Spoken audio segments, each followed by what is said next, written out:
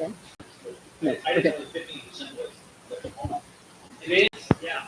No, that really is a budgeting school law. So it's carved out differently. Um, fund balance comes from CDs, but budget wise, this was Okay. We don't want the CDE costs. I have a question first and then a statement. So when you said that our general fund fund balance, we're up from the state 7.3%, and you said that's both from increase in property valuations, so more money coming in property tax, and then grants. Tom, you, but also you guys, what was the lion's share of that increase? Was it the property values, or are we doing nicely on the grants, or how's that divided up? State grants.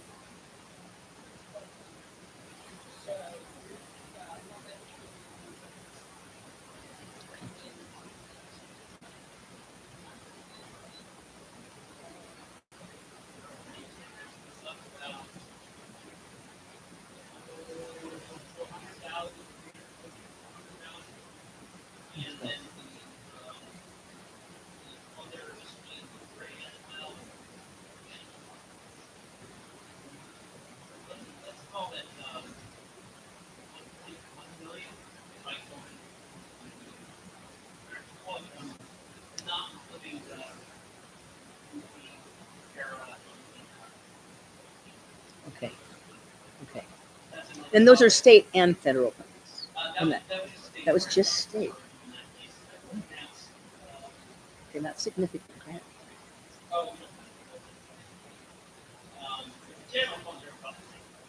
Okay. Okay. Okay. Thank you. And then my statement is just this is what it looks like when it goes right.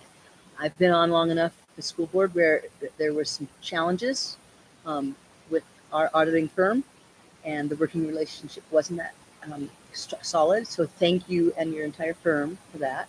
Then also thanks for this end of the wing and this gentleman, because a clean audit with healthy internal controls should not be taken for granted, and so I don't want to overlook it very, very lightly. And then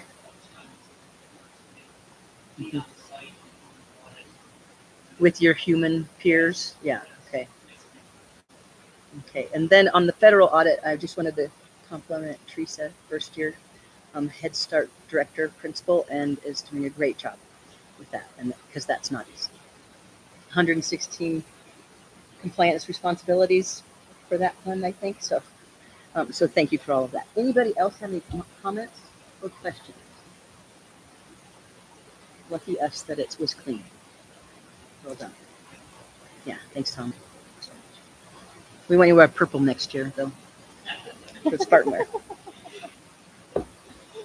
Okay, and you're excused anytime you want to go. Okay, and then campus reports. Let's have Service come up, and we get to learn about the Crest Academy.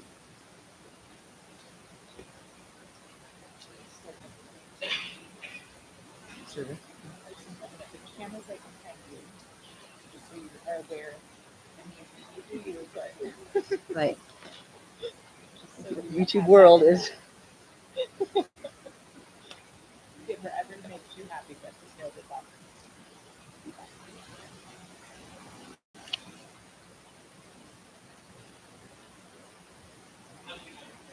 Be safe, Tom.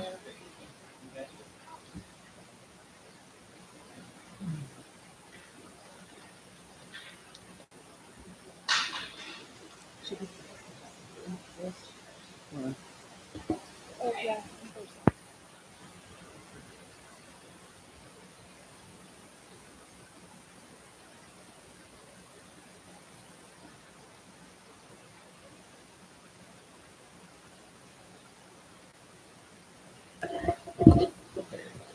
There you go. You just set it there. Thanks. Go for it. There you go. Okay. Is it loud enough? Like, I'll use my teacher voice. Okay. Hi, I am Chrissy Service. I am in my third year as principal of the Crest Academy and Horizons Exploratory. I'm here to talk to you about the Crest Academy. So here we go. Who currently is working at the Crest? We've got Deb, Samantha, Courtney, We hired John halfway through the year last year. We've got Deanna, and then Jenny Green is much like me. We play ping pong between Crest and HEA. And Amy Courtney is half Crest and half the district special education secretary. Our enrollment, I wanted to share this with you all so you can see what has happened over the course of the last few years. You might ask, why was there a little bit of a dip this year? We've had a few, it tends to be a trend that's rising 8th graders over the summer decide, I want to go to a bigger school. I want to try out the bigger school before I go to SHS. So we are trying to keep our 8th graders. One thing that we've really we implemented this year, which has been really fantastic, which I'll talk about in just a second, is we've been having 8th graders do internships, and we're pushing them on more leadership opportunities in the school and making it more visible. We did some of that last year, but the 7th graders didn't see it as much. And so now we're having 8th graders lead a lot more. And so that the 7th graders are seeing, that's kind of cool. I might want to be here for 8th grade. So we're hoping that that helps us keep some of our 8th graders. We want to name and recognize. It's hard on SMS to have this huge influx. Not necessarily huge, but I mean, they took probably 4 or 5 of our 8th graders. We got a few off our waiting lists, but it's hard to have all those moving pieces, especially in 8th grade. And we want to keep our kids. They're awesome. So enrollment is at 56 this year. Our capacity is 60 for a variety of reasons, biggest being physical classroom size. 8th grade internships. They're really awesome. And on a personal note, my partner's organization, AHRA, is one of the organization's names. And it's really cool hearing her experience with my students outside of school. So they've actually been going and watching the dam being taken out, and they did like a news report on it, and they're learning all about that. So it's been really amazing to have our 8th graders go to all of these different locations. Essentially, each kid was like, this is the type of thing I'm interested in. And Samantha Bond is a rock star and essentially made all of these internships happen for our 8th graders. It's been really awesome. So I want to do a special shout out to those organizations and companies. Just wanted to share some enrollment data. I think it might have been Jody asked to see this just side by side, just so folks can see SMS's percent FRL versus CREST, our percent of ELLs, and our percent of IEPs.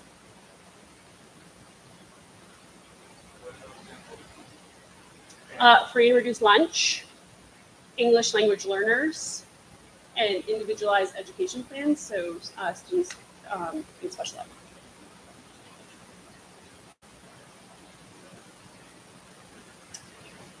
Just to share some academic data, the Crest Academy this year earned the John Irwin School of Excellence Award.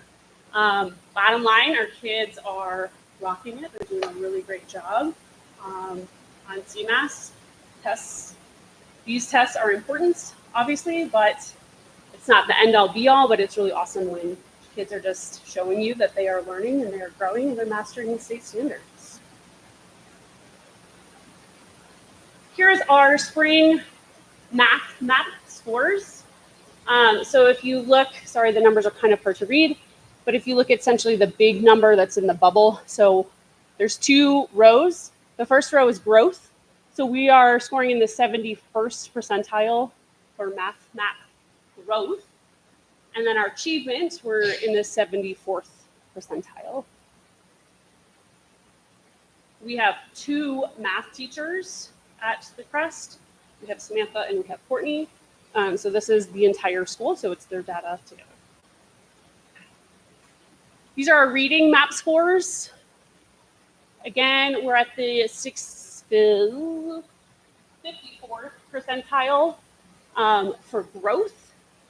So not as much growth, however, still high achievement, 75th percentile. Our ELA teacher is Deb Bass O'Brien. So our priorities for this year, one, we always have an academic priority and push, is that 75 to 80% of our students are demonstrating growth on their MAP tests from fall to spring. So we want to see higher than what we saw last year. This middle one is a really important one, deepening relationships between staff and students. It's really important that 100% of students think they have a trusted adult in the building. As much as 100% might be like, is that really attainable? To me, if we're not at 100%, we're not doing what we should be doing. Every kid needs to have a trusted adult, doesn't matter who the adult is. And it's been really interesting. We've been giving the SUQ a few times so far, and it's interesting to see who is like, oh, I don't have a trusted adult, when some of the adults are like, oh, I feel like I'm that person for that kid. And so we're being more intentional with that. Like, if you feel like you're that person, like making sure that you're going out of your way to build those relationships. We're also working with Sol Vista.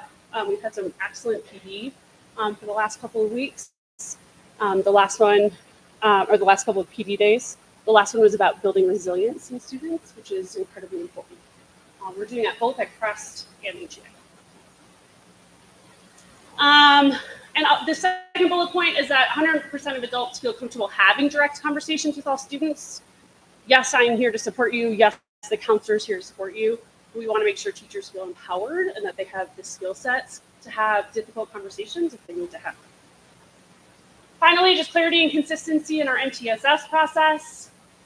Sometimes we try to do too much and it gets jumbled, and so just being super clear that teachers know what data that they need to be collecting and what they are responsible for. 100% of our students who need it are getting interventions, and that our GT students are being pushed, and 100% of our staff understand the importance of the MTSS process. So PBIS was one of our big initiatives last year. Students are super invested in the ticket system. I want to especially credit Diana Yasuskusa. She's the one who has made it live, breathe, and all of those things. Essentially, we pass out tickets for positive reinforcement. Students get to shop at the school store each Wednesday. They love it. And then one time a month, we do an auction, and students get to purchase the bigger items that have been donated. It's crazy how much a Monarch hat, how many tickets a Monarch hat will go for. But they know what they like. And so a new thing that we've implemented this year is we have coupons. So with their tickets, they can buy the coupons, and they can, for example, have cookies with Courtney, or bonbons with John, or something sweet with Samantha. So we're trying to bring in some pizzazz with it, and the kids love it. Lots of experiential learning. As you know, Crest does a lot of learning outside of the classroom. Those are the trips and experiences we have gone on thus far.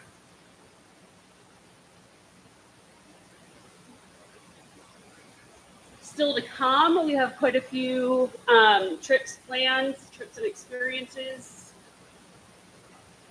And that's just what we have planned thus far.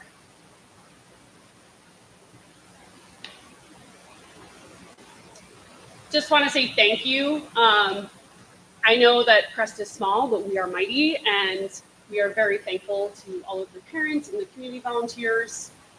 We just had 2 community volunteers in here this afternoon. I was in the classroom subbing, and kids were working on their projects, and they got to consult with Fred Maxwell on their projects, and he gave them great tips, and they love they're such sponges, just soaking up all this knowledge. It's pretty awesome.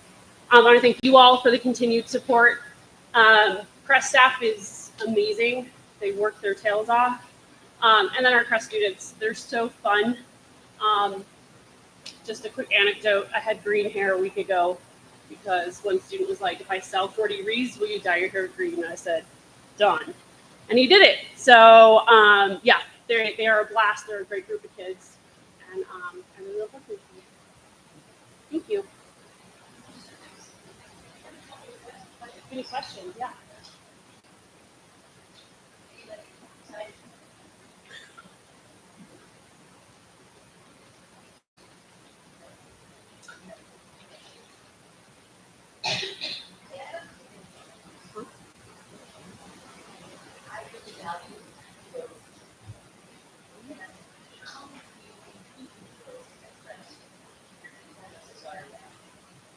Yeah, and I think that's the tricky part, right? And it truly comes down to differentiation, right? Our GT students really need to be pushed, and it's hard to do that sometimes.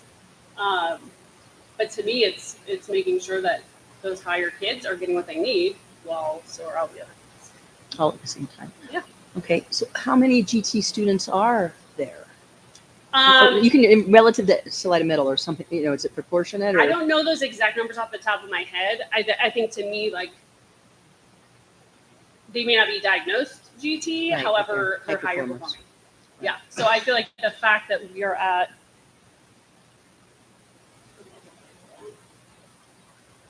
so like 43% of our entire school is in blue.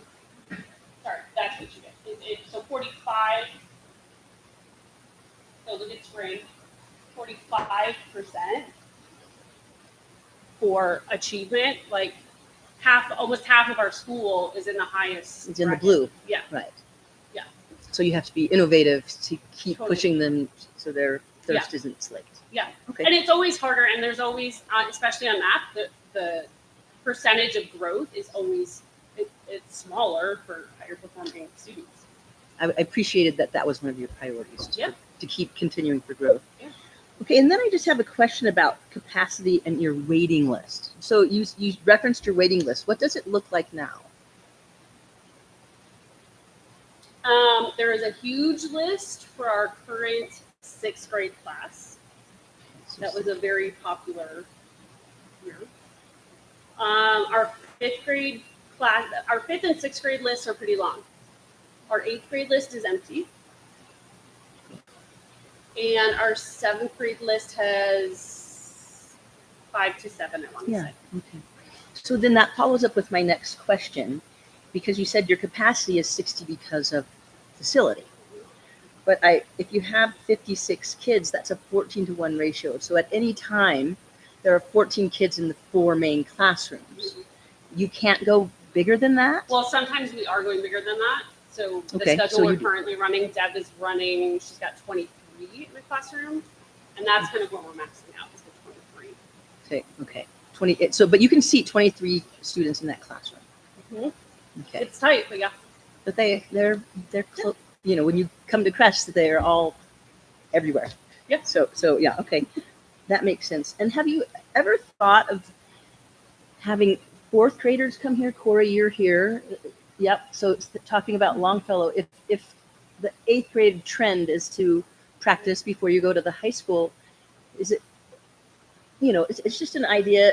Throwing it out there to you about changing Crest in that way, or do you think that would kind of mitigate the middle school dynamic?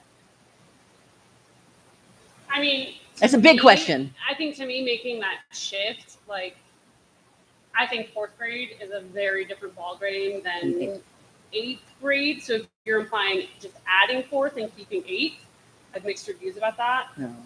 I think 8th is a really pivotal year.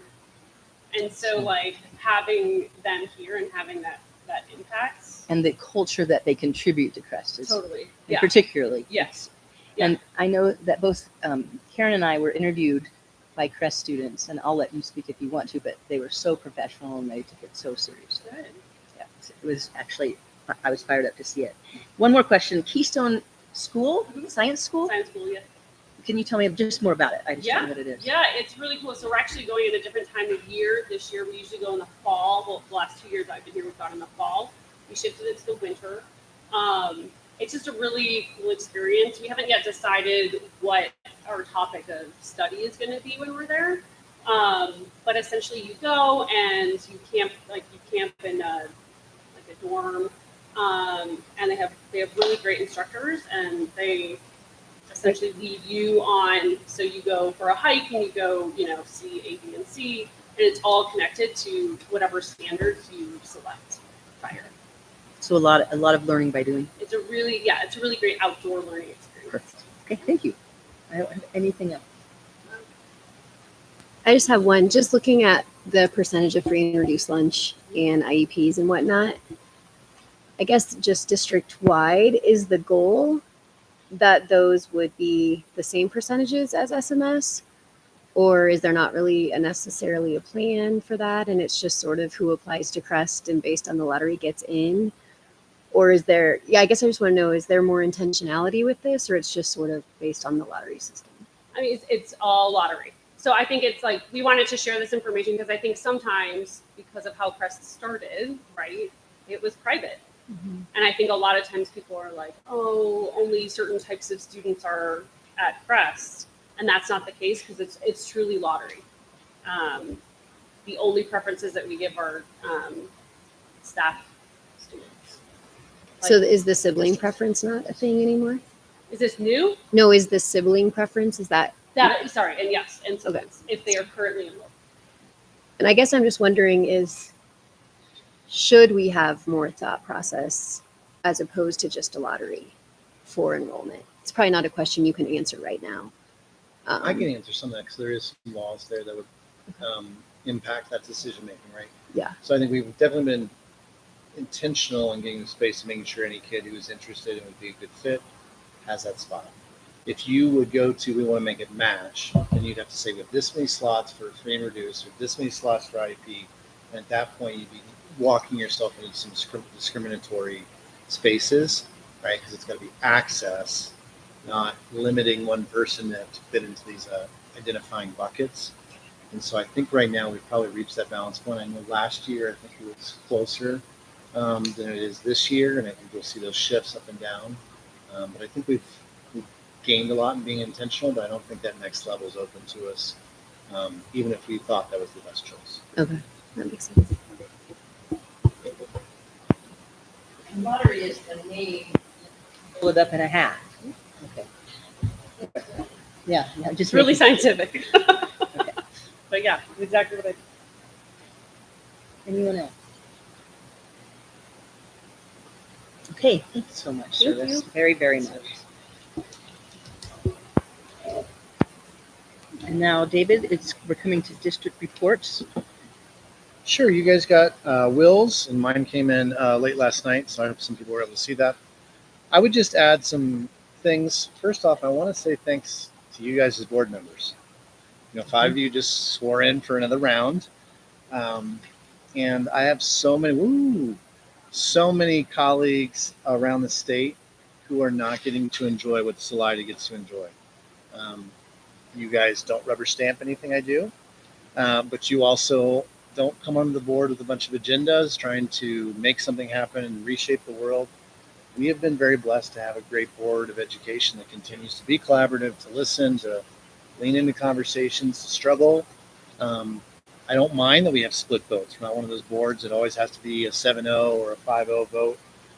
People are allowed to disagree, and then you guys have always been able to say, okay, we had our discussion, that's the way we're going, so everyone's gotten behind that and made it successful. We are very blessed, and I really want to say thanks to so many of you saying, I'll go again, because so many communities are very disrupted right now by not having what we have.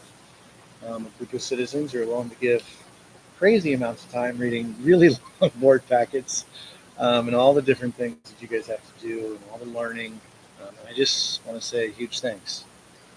You push me, you push all of us, and you also support all of us. You guys found a balance in that, and you stay rational, and that's not always the case.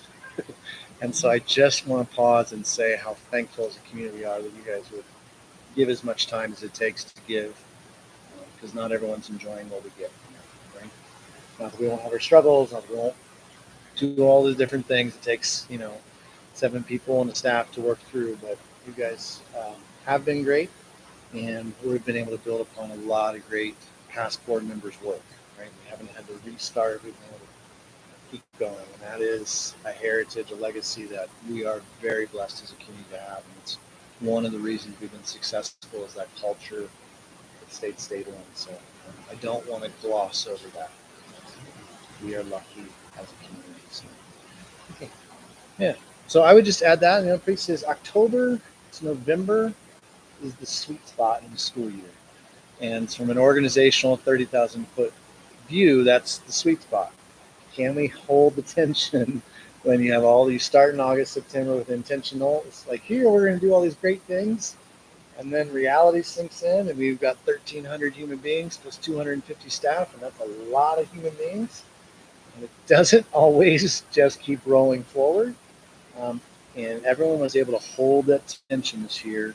And I'm very, very proud of where the principals and the staff, with things like collaborative teams and vertical teams, and trying to get together to say, how can we have our teams ensure that the effort we're putting in is better? And I think all around I'm seeing improvements in that. And so I'm like, okay, we got through the sweet spot and we still have some momentum. We didn't have a crazy 8th grade class that shut it down, right? And that happens. And those things. And I think we've been able to work through, and the staff have worked really hard. And so I'm just very thankful for them, because it's an exhausting run right there. That October, give or take a week or two there, it's a very hard run. So I'm very thankful just to see, okay, we got through this. Now we can get back to saying, okay, what loose ends can we tie up? How can we patch things together that may have not been done so well in that run? Because now we hit into the holiday season, and those longer breaks, things get a little more chopped up. So I'm just very thankful. I want to make sure. Say thankful to the staff, because it's a hard push and a hard run. Thanks, David. Will, do you want to add anything to that?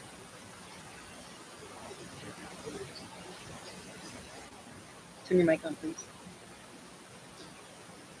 The only thing I would add is thank you is that the reports actually get read. And I don't like to gloss that over, because principals are putting time in it. The questions that are asked, please don't ever feel that they're not okay to ask. I love answering the questions. And now when I get too many, I'm not going to love them anymore. But I do love answering the questions. So please keep doing that, because I think it adds value. It adds this two-way conversation between the board, myself, principals, managers, on how do we kind of do things better. And if you had any questions from anything that was in the managers or my report, I guess now would be the time to ask. I know there's a couple of things we're going to talk about here in a little bit, but You got mine already. Yeah. I got yours.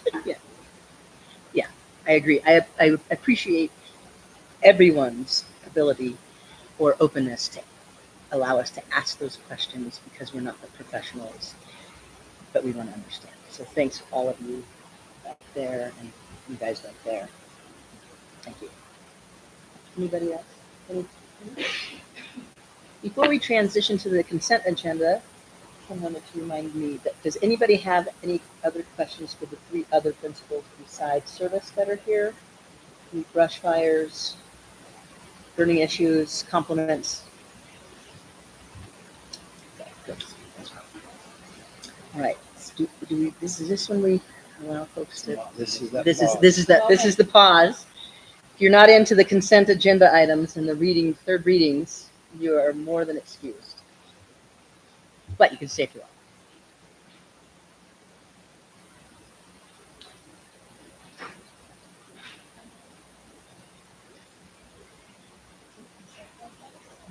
Okay. Okay. Agenda item 3 is the consent agenda. May I have a motion to approve? Any seconds? Okay, second by Matt. Thank you. Does anybody have any discussion?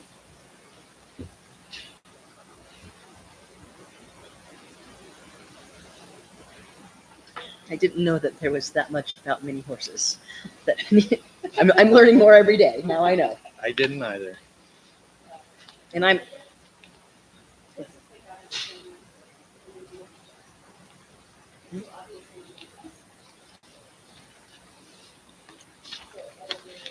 Be glad to go through it right now if you'd like me to as That's a the time, discussion. yeah. Yeah. And we can also pull it into an action if we would like to, that opportunity. Yeah, that's fine. So it's what we looked at before. This is out of the Holman property.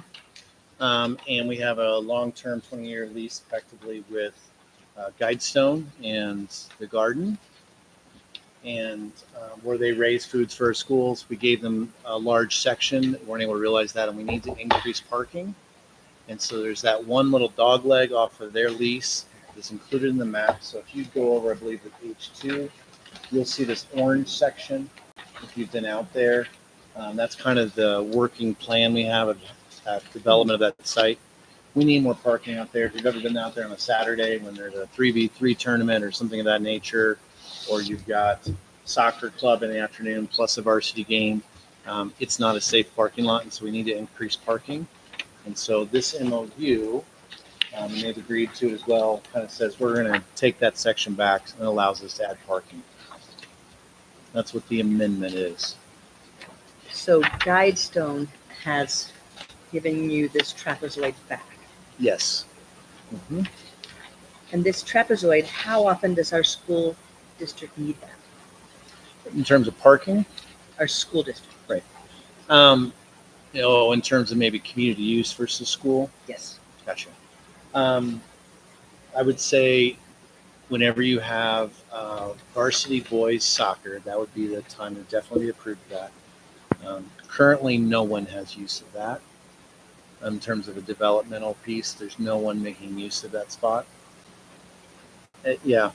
And so it allows us to increase the safety of that facility. It's almost a little pit of weeds. It's a lot of pigweed. Yeah. Correct.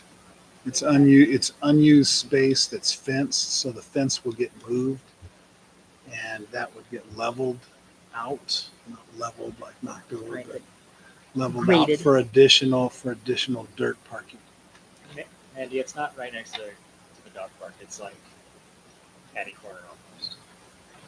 Beside where you kind of do the entrance, Yes. that right there, and there's a fence Now I there, see, and that's where that's the the porta dog potties are at. If you walked, I- if I'm- you I'm drove glad. straight in from Holman and didn't turn and ran into that fence, that's the part we're talking about. The garden's off to your right.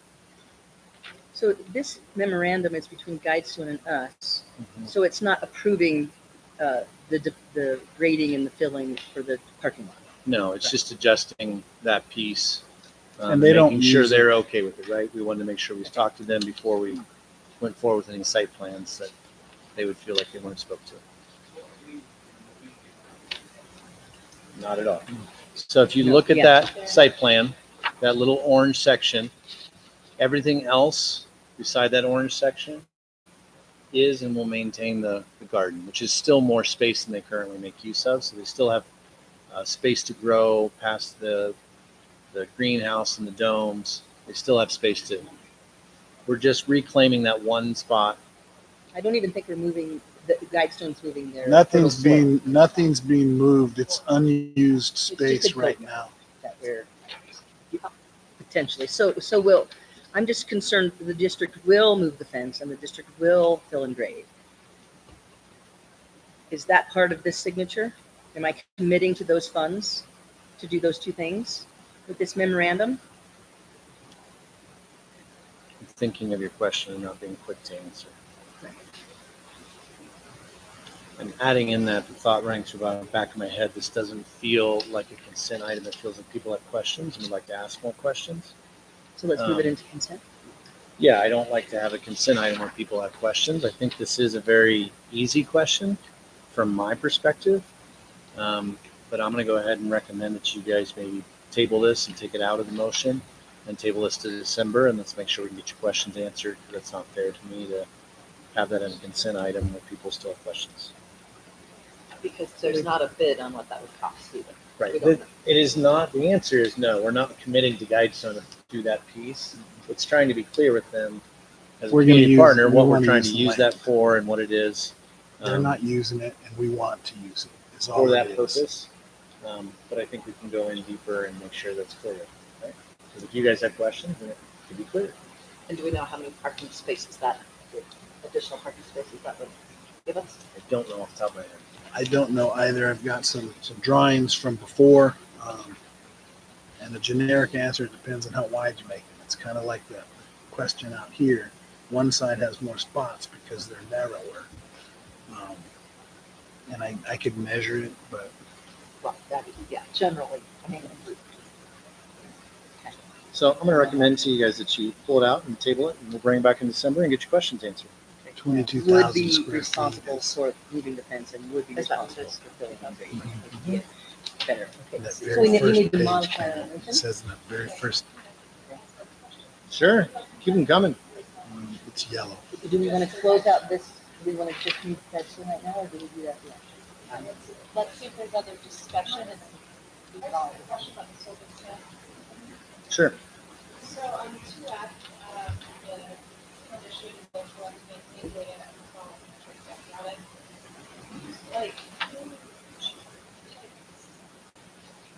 who decides what the metrics are? Do you know what I mean? Like, I noticed there's my pathway, there's my girls versus boys, and things like that, but there's A, for example, so That's great. So Jessica, Ben, and myself, Jessica's kind of our lead psychologist and leads our mental health wellness team in kind of our area. She and I had a chance to sit down with Sol Vista and about 4 or 5 of their employees because they're launching a new data system.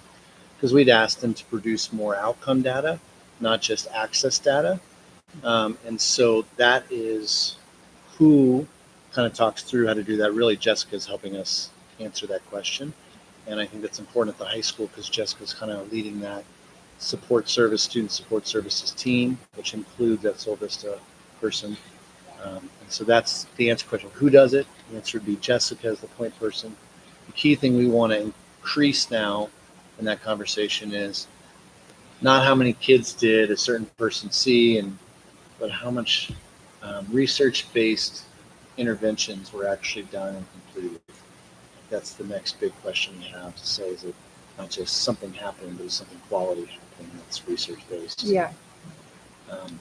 The other thing is we are going to have any of those things that normally like our any data that we have, survey data or anything, perception data of our students that have shown those kids are more at risk, then we're going to be interested to say, how is this supporting those kids who are claiming or feeling, perceiving themselves to be more at risk, not being connected or not being in a safe space, maybe suicidal, maybe self-harm, those kind of questions. So the maintaining and measuring outcomes, though, is for all students. See. Any students that they see. Okay.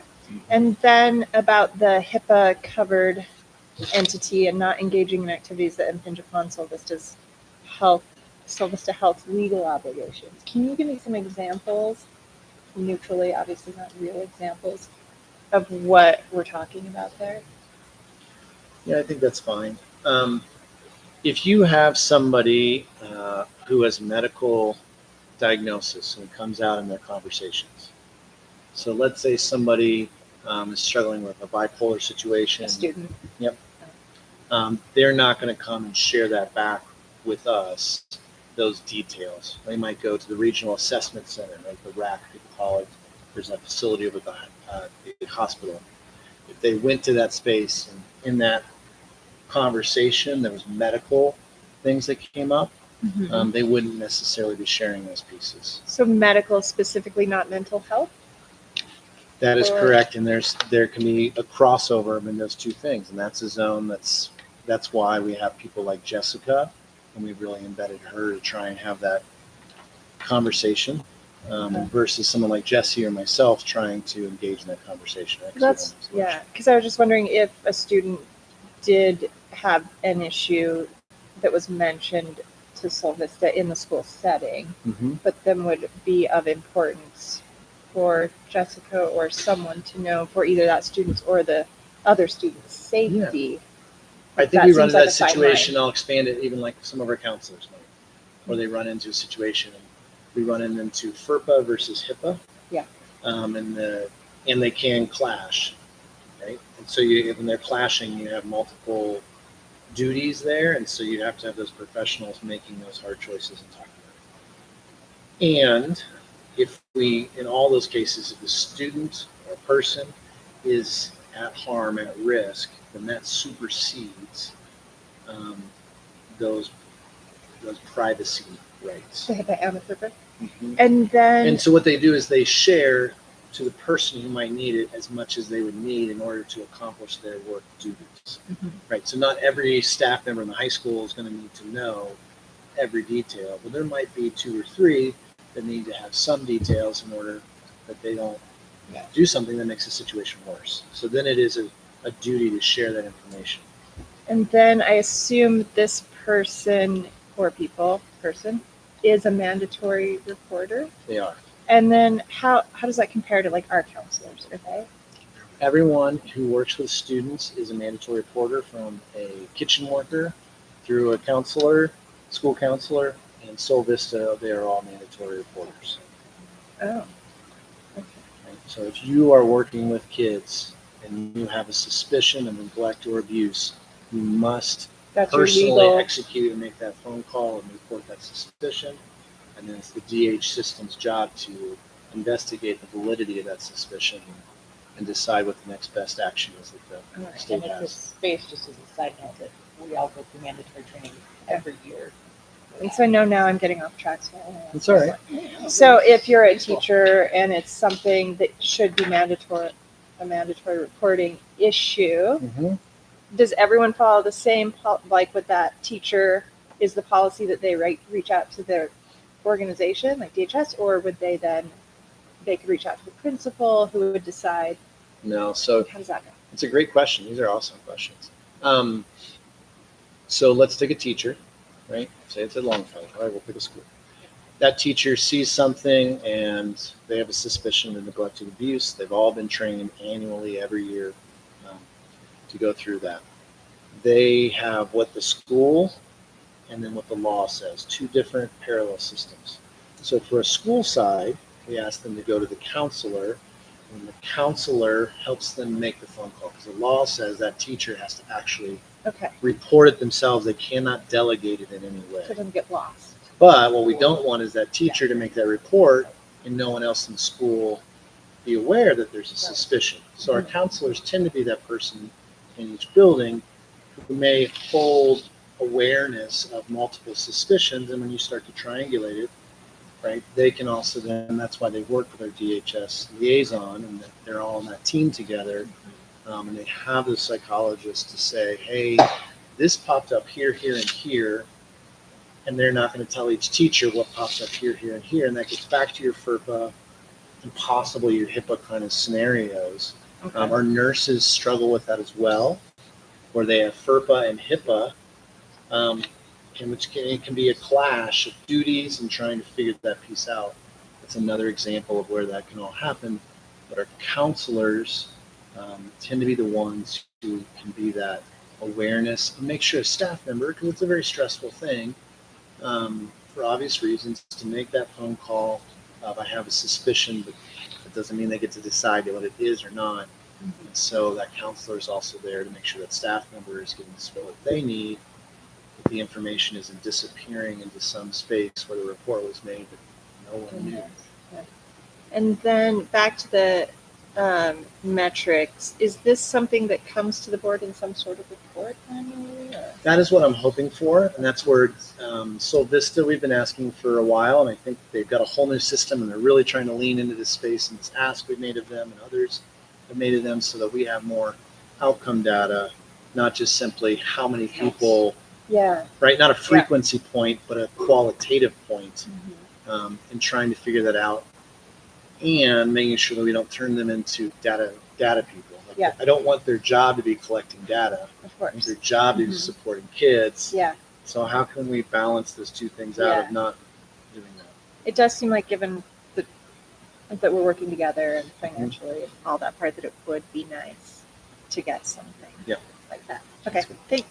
So to piggyback on Yeah, the second great part there, talking about the mandatory reporters and that they're trained every year, everybody is, are the people from the community working in the DEI group, are they mandatory reporters? Right now, that DEI council for us is all staff. So the answer is yes. right? If you're talking about other organizations in general, the answer should be yes, but there may be some volunteer situations that, that aren't under our auspices in that piece. So when you say that DEI council, I'm taking the answer to be our council, which is just staff at this point. All staff are trained. You mentioned in an email about community members being involved in DEI. Oh, I got you. Anytime a formal organization is working with youth, they must do that training, right? Now, that is not my job to check on that organization's. I'll take an FYI, for example, right? I don't go and audit FYI's training and verify those pieces. So that might be an example, but FYI is inside of DHS, so it feels like a safe one to maybe use in public. So.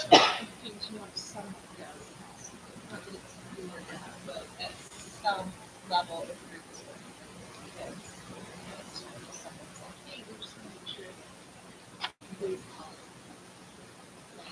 Absolutely. Okay.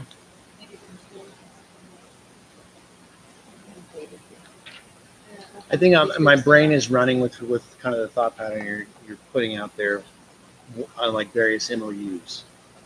Do we need to make sure that it's in that MOU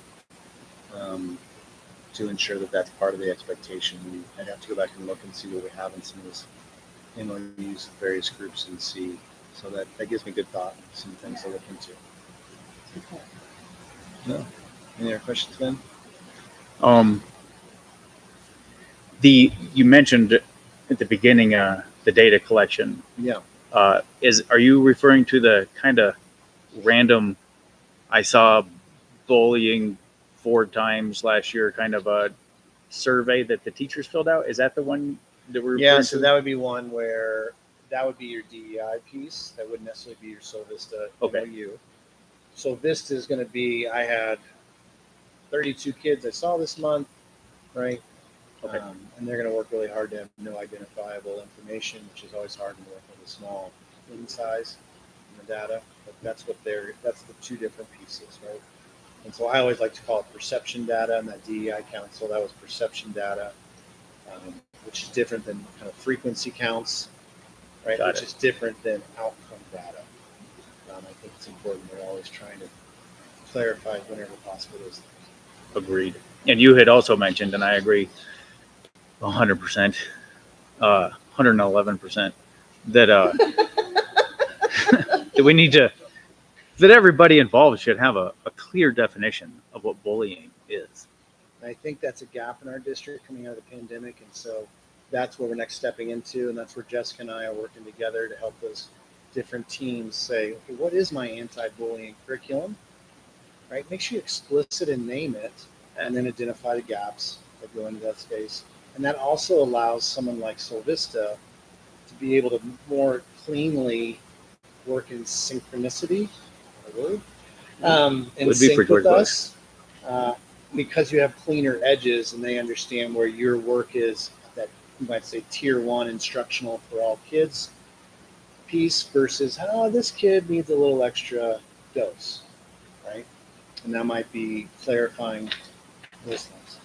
Is that something we can have as an achieved goal by the beginning of next school year?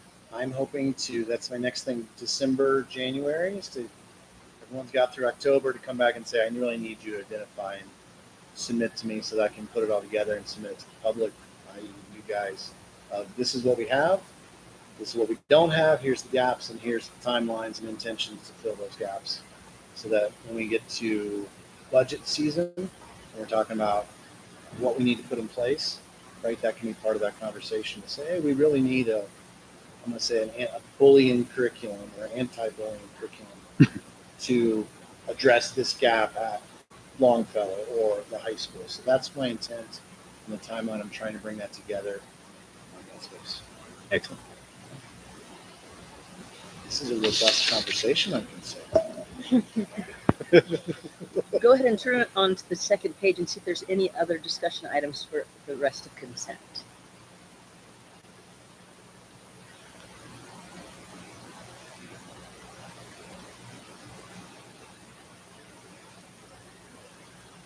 Okay.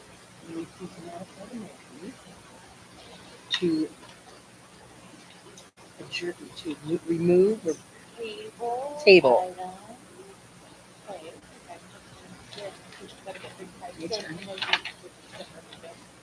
Item K, the guide.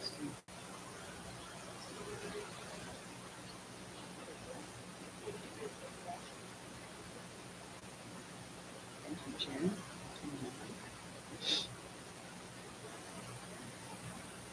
Yeah, absolutely. Dr. Beckman Pettis. Aye. Dr. Hill. Mr. Haas. Ms. Lundberg. Ms. Haskell. Ms. Shipton. All right, now let's go to discussion items. David, I'm assuming you'll lead 4A. I can do that. Please do.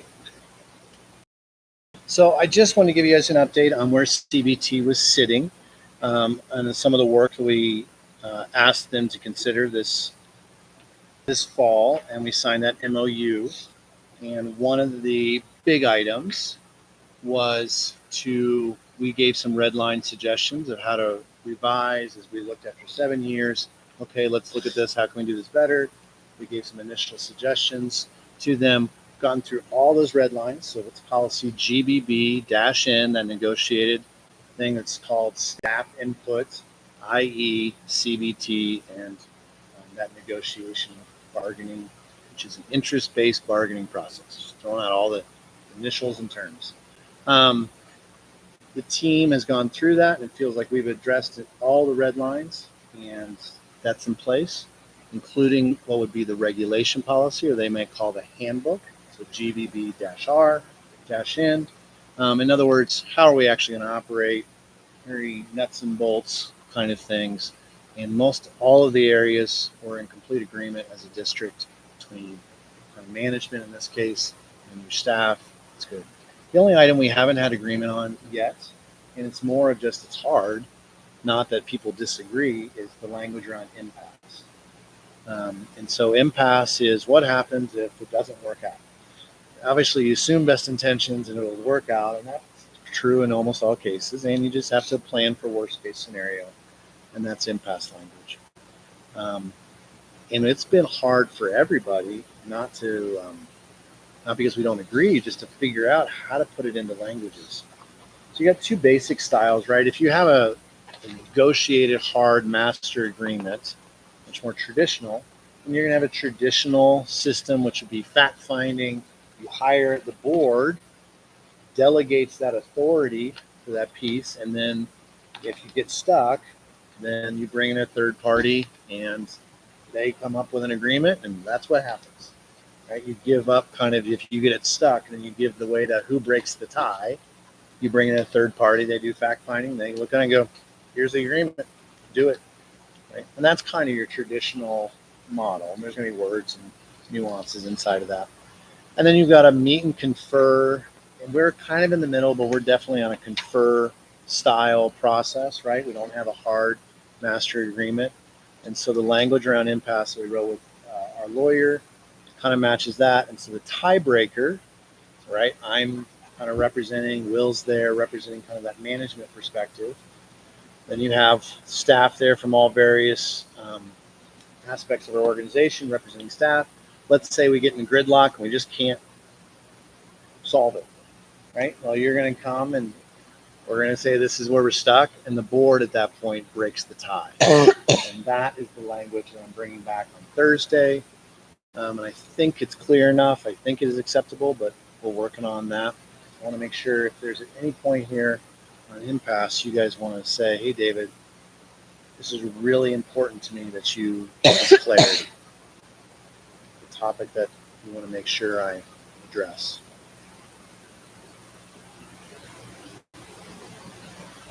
I like the language you suggested in your email, the 75% supermajority. I mean, that was along the lines of what I was thinking last year.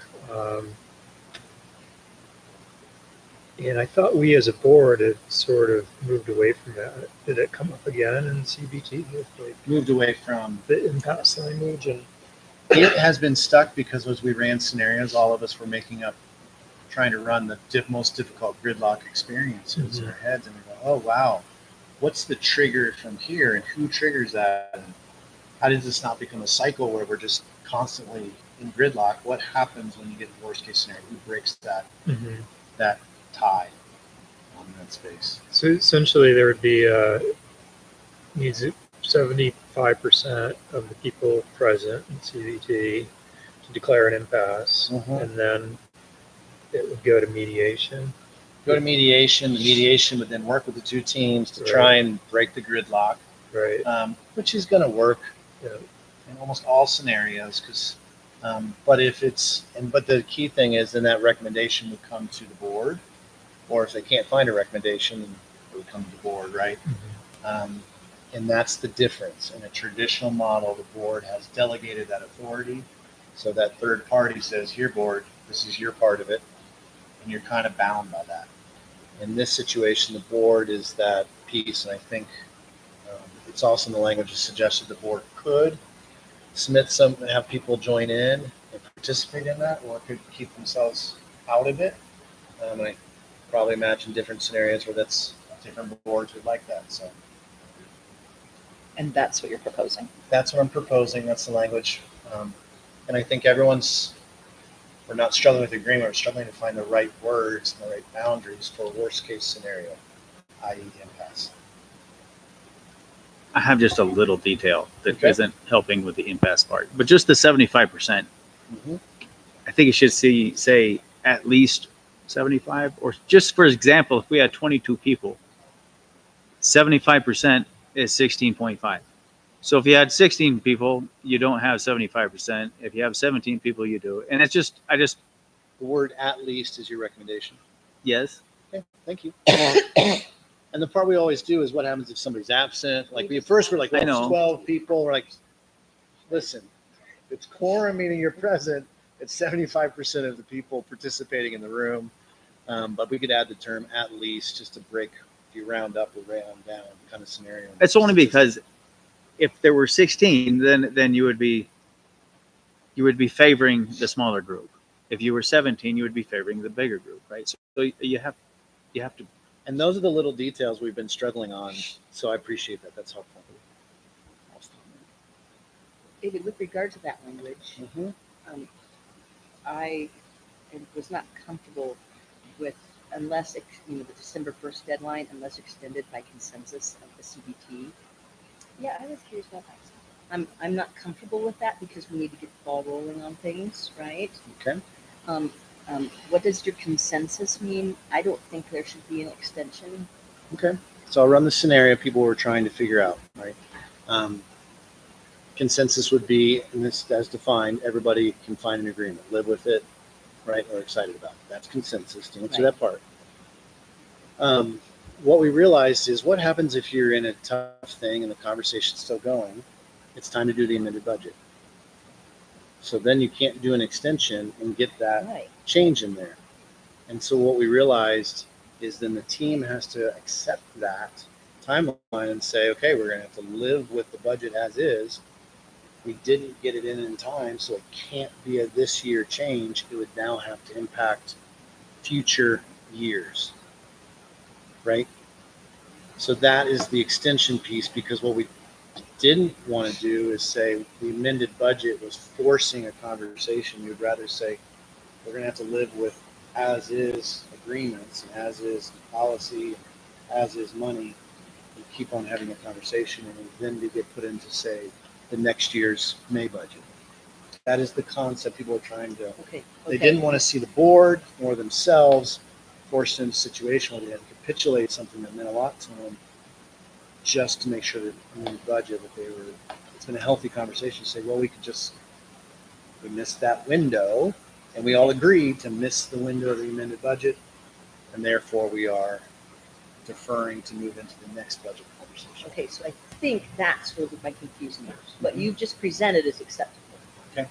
But what this read is, if they can't reach an agreement by December 1st on all salary items for the current academic year, unless extended by consensus by the CBT, extended to the next academic year or the next budget cycle. Or not moving that not December just 1st like, deadline. Oh, A we week. get December 5th and stuff. Right. right, so maybe just a period after academic year and say, we agree to move this conversation for the next budget year or something like Right. that. Here's the word. Because the way it reads, it I does got it. make it Oh, seem you're like on it. it Okay. just rolls it. Because I was like, no. But now what you said, that's exactly what I support. Right. So therefore, what people are trying to do is make sure nobody's being held hostage, that everyone accepts that. So I think we can add a sentence in there and get better clarity on that piece. Yeah.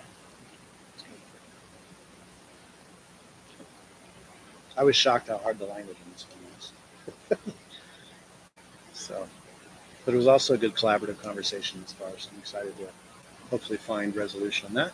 And I'm also excited that most everything we talked about, everybody sees, yeah, that could be, they're more than willing to say, let's try it that way and see if we can't get a better result.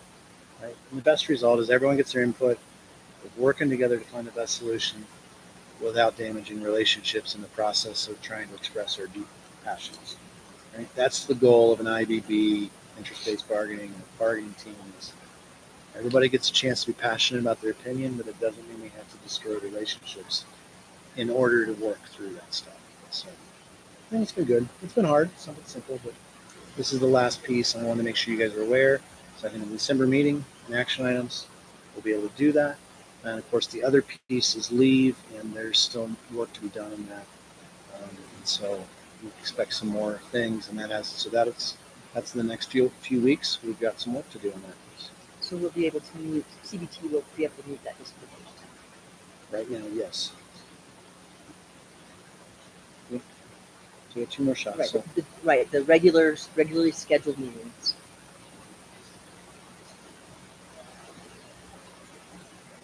Facilitator from the Federal Mediation and Conciliatory Services coming in to run those 2 meetings.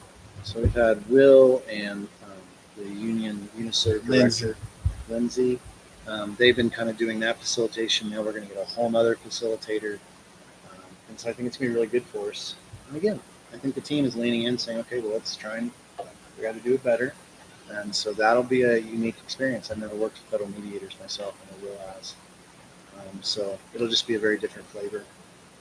And the other piece I thought was nice, it was the last meeting we had a long day, hard conversations, all that stuff, but in the room, it's a smaller team now, all those changes that we outlined and we've been living with inside the MOU, everyone's like, this felt good, this felt productive, this team is more efficient and able to produce. So a lot of the suggestions we considered and put forward are yielding some more collaborative conversations. So I just want to make sure those praises or compliments are out there. So these next 2 meetings, you guys are working on policy and budget numbers? So the next piece on that one with budget, that's what we're working on Thursday, right? Is to get this impasse language done. Moving on to the budget. Last time we met, Aaron gave like the activities we did, he gave a lot of the presentation. Some of the numbers have shifted as they've been dialing in the audit and the various amended budget pieces. So that'll be that, and we'll see where we're at from my perspective. And this is a great point to kind of just clarify to make sure I'm not in left field. At 111% of expenses exceeding revenue, in knowing that we were able to give steps and levels as negotiated inside of those salary schedules that I do not perceive, with $114,000 predicted in our fund balance, I do not perceive any space for us to extend base rate changes or other things. I'm going to let Aaron and Sheila speak to that, and then board members make sure that if I have the wrong assumption, this is the time to tell me, and we'll have to do it. Just say it out loud. No money for anything else this year. Yeah, I mean, at CBT, they asked my opinion. This was before there was even a slight shift. And I just said, I'm not recommending it. I'm not comfortable recommending that any more money be put towards staff this year until we have a lot more clarity on some of the things like UPK, free and reduced lunch. I don't see that happening this year. So my recommendation currently is no, unless there were big changes. I did tell them I also really need to see what happens with Prop HH. At this point, I could say, oh, well, Prop HH didn't pass, but I can also say, I have no idea what's coming. And so with that fund balance and with not knowing the priorities that we're trying to build upon, yeah, my recommendation is there's no money available. Besides steps and levels that are already. Besides what already, yeah, what has already been put in. So it's important to remember to add that because they are receiving some interest into it. Right. Yeah, I feel like Yeah. so I'm just checking to make sure I've been listening. I know we have to have all these conversations publicly.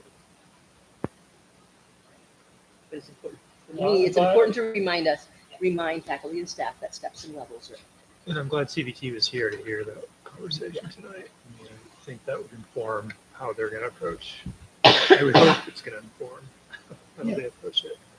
I mean, you can't spend 111% on theater more than you're bringing in, year after year.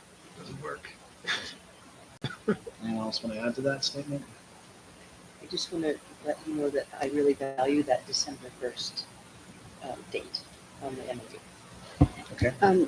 I was just going to add that I think last year when we approved the big budget raises, I think a lot of us did verbally say out loud that we weren't expecting this year to be able to offer any bonuses or retention payments, as they had been receiving previous years.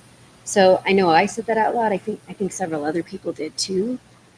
So it might just be just for you to remember, them to remember that, yeah, we knew that doing those salary increases was going to put us into a tighter spot. And I think we're all happy that we did it. I think we should be closer to this 85%. But we did put that out there that you're likely not getting your bonuses next year. So. Yeah, I mean, I felt like that was a big effort to catch up in previous years' issues and get back to a more traditional, that seems to be the desired plan, which is a look at a schedule and know where you're going situation versus random amount. Predictability. One other thing on that survey that was sent out to all staff, thanks for sending that. We don't get Okay. all staff, emails, by the way. One of the survey items was a 2017 step. Yeah. I would not be in favor of giving a step from 2017. I mean, that would just be so. How would you even do it? Because you have such new staff, and you would have some people getting a step, and the other half don't get anything, and it's just too far gone at this point. I think that needs to be put to bed. Okay. I want to make sure, because some reason this is point of confusion, or I'm not sure, but that was CBT, like we put all the money in front of everyone from management to unions, everybody else said, hey, let's take that money that would be for that 2017, let's put that with other monies and increase the base, and we were able to do some good things that at that time the team felt was the best solution with the money we had, and that's what happened in that 2017 space. And I just want to make sure that that's clear, that all of us had a chance to see that. It wasn't like the board said, no one's getting raises. The board said, here's all the money we have, which includes step and level money, and the team looked at it and said, I think this is the best way to invest it. That's how that team of that day interpreted the conditions to get the best results.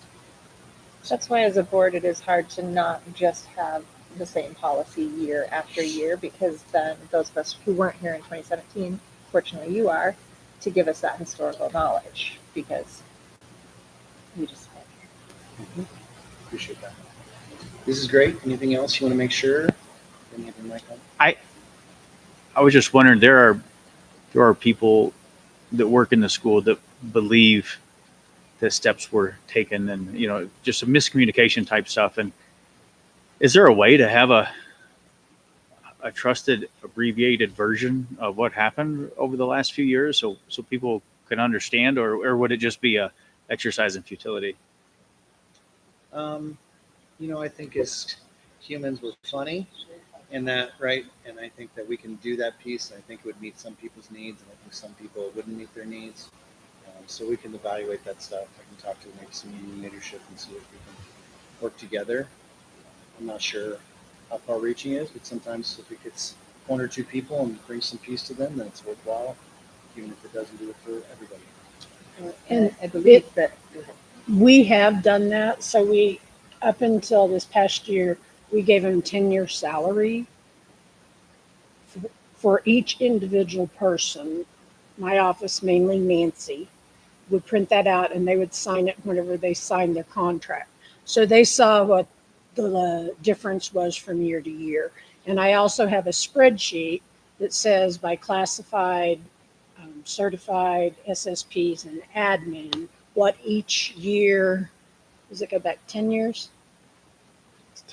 I think it's 10 years, goes back and tells what the story of what did they get a bonus? Did they get a retention payment? Did they get a base raise? Did they get steps and levels? So that is on a platform that CBT has in their possession.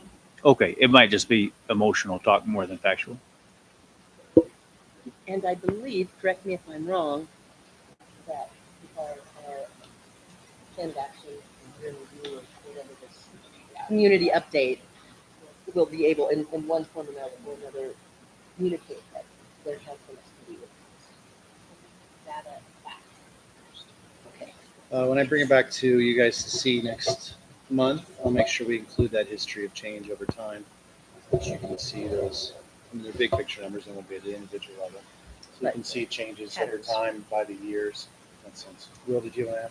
I was just going to say, Jen, to your point too of the historical context, because I've been able to get that just because I'm in the system. But I think this is largely why I want to build priorities and philosophies, so that going forward, it's pretty simple. The board can look back and say, this was the philosophy that we built these assumptions on, and that's the extra money that was there and available, and so that's what was used. And so that way, there's no questions. The next board can say, yep, that's, they could change the assumptions if they wanted to, but at least they understand that that's how it was built.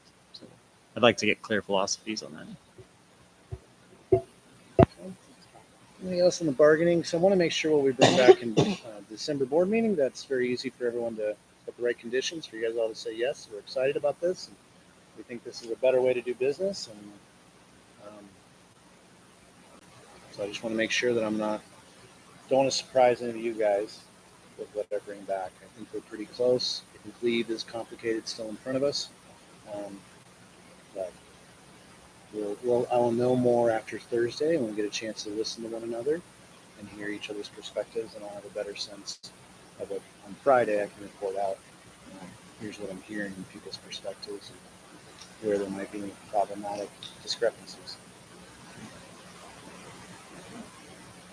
All right, if you look next on your agenda, facilities is one of our big priorities this year, and there are 4 of them to discuss and update as well. Okay. So I'm going to jump in. Drive the horse. Okay. So I had another good conversation today with Matt Gianeschi. He's the Chief Operating Officer for Colorado Mountain College. And we've been talking all for the last month of trying to get to the next draft of the contract that would secure the lease for CMC to continue to use the Kesner facility. They think they're at their last draft. They were just editing some more yesterday, so I'm expecting to go through that. He's quite comfortable with me sharing, but we expect to see that. They're going to be looking for a 20-year lease with a continuation clause. In other words, they want to be clear with the community. This is where we are, and there's no 20 years and gone. They want to make sure that, to the degree anybody can, looking forward, that they're saying this is our spot. And they may choose as they develop their footprint in Salida to add another service, another campus, another facility. But that's the first thing. They're looking for a long-term lease. They are interested in purchasing, so they have the first comparative analysis we have that we share with the board. They will include that as their kind of artifact in the draft they're sending back to us as we collaborate on this to say, here's that purchase price. They're not looking to put any specific trigger in the language right now. It says 2 years and this happens. It's just simply they want to make sure that purchase option is in the clause piece. I also want to make sure it's very clear that if for any reason they choose to vacate that property, that whether that's a lease or a purchase solution, that it comes back to us, period. And the only way that wouldn't come back to us is if that board at that time says in writing, we're letting that go, right? So we're not putting any board into a space where they're beholden but we're ensuring that the community's asset stays for what it was intended, educational purposes. So that safety net, we maybe call it that, is in place. And I think that we're well on our way. I don't think there's any kind of change, and they're not trying to say we want to pay less for this. They just need that ownership, whether a long-term lease / purchase, in order to be able to invest other tax dollars and other revenues that they have into the community. They have to have that degree, and so I think it's meeting every one of our expectations. And I think that I should be able to bring back in December, if not in January, something that you can vote on and take action on. So it may be that we'll get this next one in December. We need to have another discussion and iron out a few more words. I was expecting it even today when I talked to Matt. But we got to send it to lawyers on both teams, and once lawyers get involved, sometimes things can take an extra month. So it's kind of a time frame. Is there anything in that update that you're getting that you want to say, hey, David, don't forget this. Hey, David, this is really important to me. I'll ask a question. Yes, ma'am. Is the lease going towards payment with the purchase of the property, or is it separate lease for a purchase? It would go at this time, the last version we had, I'm waiting to see this draft on that question. It would go to the purchase, right? Maybe? We have the Kesner and Field broken out from the. Kesner Field right now is included in that. But I mean, lease. Kesner and Field are together, and then we still have the whole HEA thing is The still HEA separate. or the old administration building or the annex Pretty building much, yeah. will be a separate. So we're not really working. They are not connected. We don't want to put those in front of the two boards because they're very different conversations. And I was very comfortable saying CMC is very interested in purchasing that piece of property, but that would be a separate thing. Okay. And we may be able to have that also ready for December or January. For us, it's really important to first identify, coming up here in the next discussion, how much it is finishing out the remodel of this building going to actually cost, and then how does that asset help to offset the cost of finishing out this building for kids, right? So there's a chicken and the egg piece there, but CMC is very interested in that. They have a couple different things they're interested in considering in terms of how they would use that. And I think that we can bring that in front of you guys, but you got to know if you're going to take that asset, how that would invest in a new asset that would better serve kids. And how does the infield, the Kesner Field fit?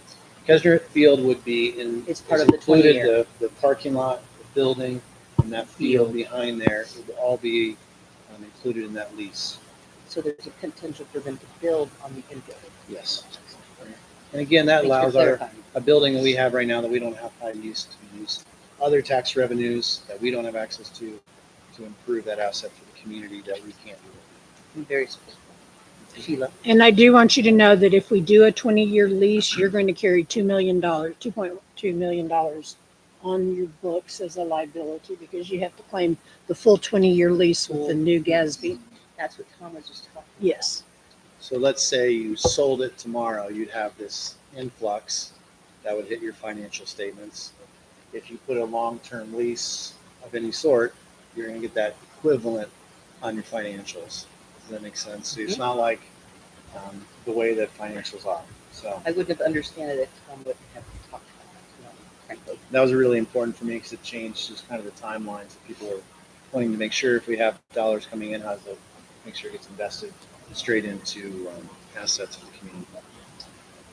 And so if they're leasing it, are we still responsible for maintaining the field, the water, the mowing, or would they take on that? And that's one of the pieces. This new one is supposed to be maintenance. And Okay. so I want to see how that Few new more draft details. comes in. Okay. And then saying if they do purchase it, we have some kind of MOU where they're not building on it, but we could use that field for our, Lacrosse or. Lacrosse or Pee Wee football. Right. Yeah, I think we can still continue to do that. I don't think it'll be an issue. We haven't gotten to that level of detail of what happens with that. It's as is. Just we don't want to sit there. Or they take responsibility to participate with the community, or they want to defer that to us to continue to maintain those kind of recreational duties we have. It's a good question. So there was a time just a few months ago where we, and I'm not against the sale, but there was a time that we had a rough consensus that we wanted a fairly solid, at least theoretical game plan for potential expansion of the high school or purchase and building on the fairground or whatever, some kind of a game plan for growth for Yep. Salida High School or other Salida schools before we decided on selling or departing with any properties. So how do we, as a board, feel about that? Because we at one time felt fairly strongly that we wanted a fairly solid game plan.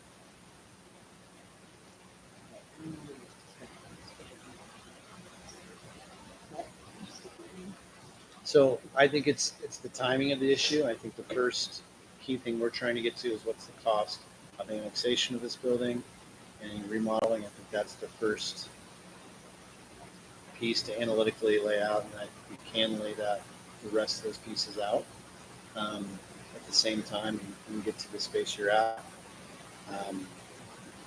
Some of the other updates here will speak to that. And I think it's also, if the board's like, we want to wait a month or two before we take action on that, perfectly acceptable because you want to get a few more details in place in terms of trying to time it all out, make sure the decisions on it are correct. Okay. My impression is that we've kind of decided that working with CMC is a great plan, and them using that building is a great plan, and it might be the most financially feasible plan even for us, even if we don't have a solid game plan for expansion of our schools. But I just wanted to throw it out there because there was at one point we wanted to have a little more firm idea of what we were doing before we made any property changes. Ben, I appreciate you bringing that up. For me, it's such an important cornerstone for that whole campus and for our partnership with CMC to have me at President and President Field, that is my first priority over any other ideas. Fairgrounds land, building the pre-K to 1, expansion of the old bus barn, etc. There's no better partnership than them for us, and there's no better way to help them succeed more. And so I am comfortable moving ahead with that without other things being done. Well, and I definitely was one of the ones that was a little more resistant in those initial discussions, just wanting to make sure we were not making quick, rash decisions. And I've just done a lot more talking with the community and people who I thought would be like, oh gosh, I can't believe you guys are going to think of selling that. And it's actually been really opposite responses that I've gotten from most people, especially parents of juniors and seniors who have said like, no, this is so great. My kid's graduating with 18 credits. Like, it would be great for Kesner to use that building. It would be great for Kesner to expand and build on that field. Like, if anything, we would have, if we can have our juniors and seniors spending more time in that building, in a new building on that field, then that is going to alleviate so much pressure at the high school for growth. So I think that's made me start to feel more comfortable too, is just a general sense from people I've talked to in the community, or they're not resistant to selling it. They're like, no, that's actually a really great idea. So for whatever that's worth.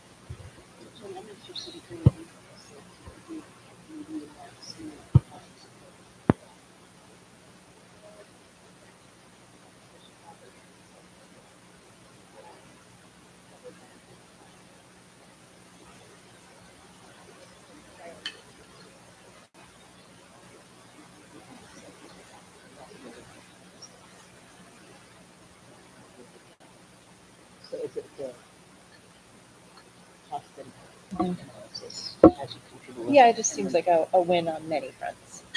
And what about you, Matt?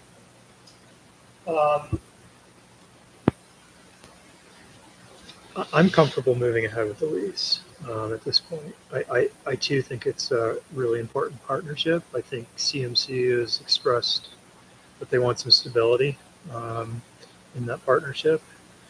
And it's a steady revenue source for us, which we clearly need at this point.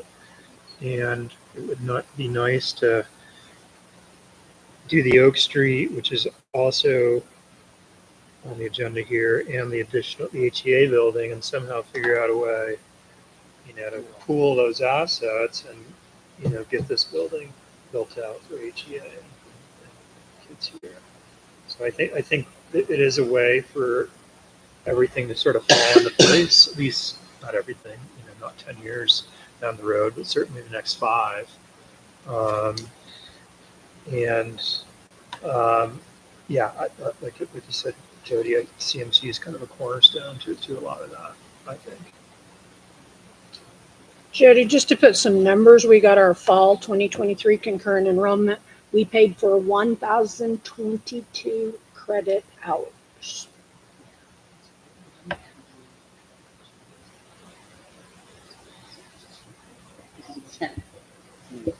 So Ben, I'm Is just that gonna $104,000? I think the other piece of my goal is to bring back the next step, right? Because it's one of those things. How do you make a global plan? So I think I'll be able to bring back some of the pieces, and we can decide: can we take action? And that'll be what's in front of us December, January, or we gotta wait a month because I need you to get this other piece here, and I think that'll be able for the board to be able to discuss at that time. Like, I don't have enough pieces on the table for me to feel comfortable. Can we table that for a month? That's what I think. The timing and the pace of the discussions coming at you. I was also able, I think in December, we'll be able to have that discussion around working with the county and looking at that land purchase piece to secure that long-term need for the district. That'll be for future boards. I think we'll have that contract draft in front of you at the December meeting. Talking to our lawyer, I don't think there'll be a problem with having that in front of you. And I think you'll have a few of the other pieces.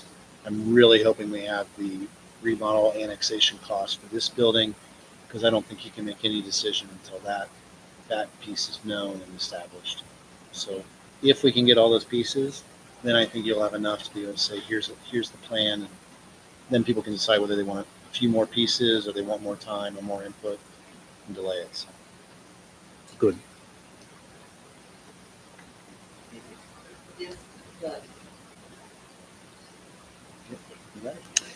The lot to the north, is that included in this purchase of this building? Yes, and so we're Okay. going to look at that one next. Okay. Oh, Karen, Karen, how about your thoughts? I know that you're a rookie and it's coming at you fast, but about CMC and the partnership and the 20-year lease purchase. What? thank you for asking. I guess my knee jerk is you never get rid of real estate. Oh my gosh, that is hard, but I also see the value of CMC, and if there's anything we can do to have them, feel more secure and have that stability and have them in a partnership with us, then I'm all about that. So, and if I could think of a way to keep it and keep them, and what are you thinking? But I think the other piece is to ensure, just making sure the public knows, this is also to ensure we don't have to do expansions, we don't have to pass additional bonds, right, that we can push out those tax impacts, because they're hitting our families hard right now with the way assessed values have come up, the way that the state house has dictated Salida has to pay more higher rates. I think working hard to push off any new bonds is really important for our particular Main Street businesses. My heart always goes out to them, the load that they have to carry for our communities. well, more question. Would CMC be paying market value for that also, or is it? And so I can okay. show you later and show you the comps and that sort of thing, and that's what will be included in that space. That's great. All right, I think we can transition to the stadium bathrooms and concessions. Okay. Oh, is it time for a break? Yes, yeah. Yes, let's take a 5-minute break. Sorry, guys. Sorry. I'm just.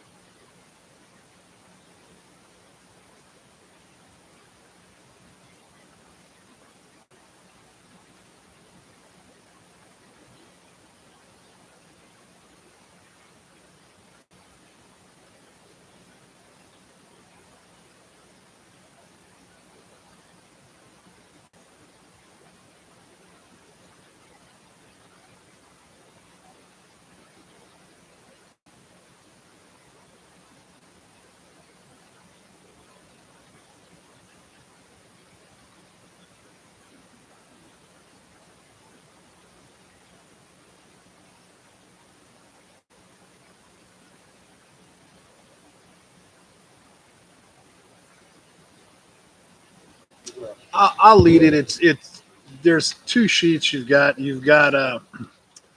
For starters, this shouldn't cost us any money. This is a project that the Rotary clubs, there's two local Rotary clubs. There's the Breakfast Club and the Lunch Club. David goes to one, I go to one. They're both really committed to working together to doing this community resource project. And so to get that to them, we needed to come up with a plan. We needed to come up with a draft. The page that you have that has a big red X on it, it would be the second sheet, was the original draft for the bathroom, storage, all that back when the stadium was built. Some of this has been taken care of. We don't need a storage facility anymore because there's a big metal barn over there by Kesner. Yes. So that's the red X. The colored page, if you will focus on the colored page. I'm sorry, Will. Where is this? Well, if you go to the color page, I'll Okay. show you. Okay, because I'm lost. That's just the original plan that we're not even going with. Okay, so don't worry. No, but that So just it is shows you that there was something there. The colored page, you can see the stadium there. You're looking at bird's eye view on the right. If you're familiar with the stadium and the entrance, there's a little bench over there. That's where the purple bench is, where I've kind of drawn in. I don't have architectural design yet. That's what they're working on. We're supposed to have it after Thanksgiving. I have met with the architect and with Dieselin they've looked at things and I've just written some very, very basic notes on this. The water's already there. The electricity's already there. The sewer is already there. That was all kind of planned and pre-planned. This little building would have 2 restrooms with 4 stalls, and it would have a concession stand in the front. On the west side, right? They're kind of on the west side facing the parking lot. We kind of talked about how far out, and is there a canopy or a hood? All of that's yes. But that just gives you an idea of where it is and kind of roughly the size. And like I said, this is not an architectural drawing. This was Will and a Sharpie. No. And the tap fees have already been paid. So what are these things? The what? The tap This is- fees Right, have already right. been paid. So it just, somebody said, where is it? What is it? This is kind of where it's going to be. Once we get to direct the drawings from Mosaic, we'll kind of bring those we'll certainly show you guys, and we'll take them to Rotary and kind of go from there along with the updated price list. Because we did have a price list for when it was originally built, and that was before I was even here. So we want to just bring this forward, make sure everyone knew this was happening. Our Rotary clubs and the community is interested in participating in this and fundraising, but they need to have designs and a cost before they could engage. And so we're trying to get our work done to say what would we want. And so some other community members are kind of doing gratis architectural stuff. So this is very much a community project right now. We just want to make sure you guys were aware that we're leaning into this space. And so with it being like totally community funded, community drawn, would we then need to leave the bathrooms open at all times? And is that? Like the high school, because right now at the No, stadium. I mean the stadium bathrooms. I'm just thinking of, Just the recent conversations with the city. right, just, like a random day during the summer, like are these bathrooms always open to the public? Is there any concern with that with Salida's camper van scene? I just think those are things we're going to need to think about. Like, I think if the community is paying for it, then someone goes to use the track, then the bathroom should be available for them to use. But I do think that having available creates nice safety restrooms right issues for there safety. could be some factors we need to consider. I'll write it down. I don't know. I don't have a solution to it. I just think it's a. I think other something. schools are ahead of us, so I think we'll go try and look what other schools have done. And Okay. Try and And maybe even especially during week or Yeah. year or day. Yeah, but it'd be a hard sell to say the community fundraised for this, designed it, paid for it, and we're going to keep the bathrooms locked except for during football games. And I guess I would just argue, is a Rotary club a community club? I think so. It's all business owners, and if we have people drawing up the drawings for free from Dieselin and stuff like that, like that's community involvement. it's good. It's a great question. Okay. We'll have to make, because the design has to address that concern. I can tell you the And then design I was right just now going to is- ask for historical context. Was it always planned to be there? It was designed to be in that area. It was going to be a lot bigger, and it had a big. That's why I gave you that black and white drawing. It had a big storage bin, big storage garage for all the track and football Flotsam and stuff jetsam, that's yeah. stored there in that big metal garage behind Kesner that you kind of don't ever even see. I know what you're talking about. Yeah. Okay. I guess in my mind, I just thought it was supposed to be under the bleachers. That was one person's concept at one time. Okay. So that, okay. But that's what we're trying to go back and piecemeal what was, and they've been able to pull up the original drawings and then say what do we really want and what's affordable. It is. I'm interested to see the number. It's very expensive to just put some bathrooms in. It should be very affordable, and it's not how the numbers will end up. It'll be a shock. I know what I mean. I'm sure others to say, really, it's going to cost that much to put 8 toilets in. Really excited that Rotary's. It's very nice. Any questions or comments for David? Just a silly one.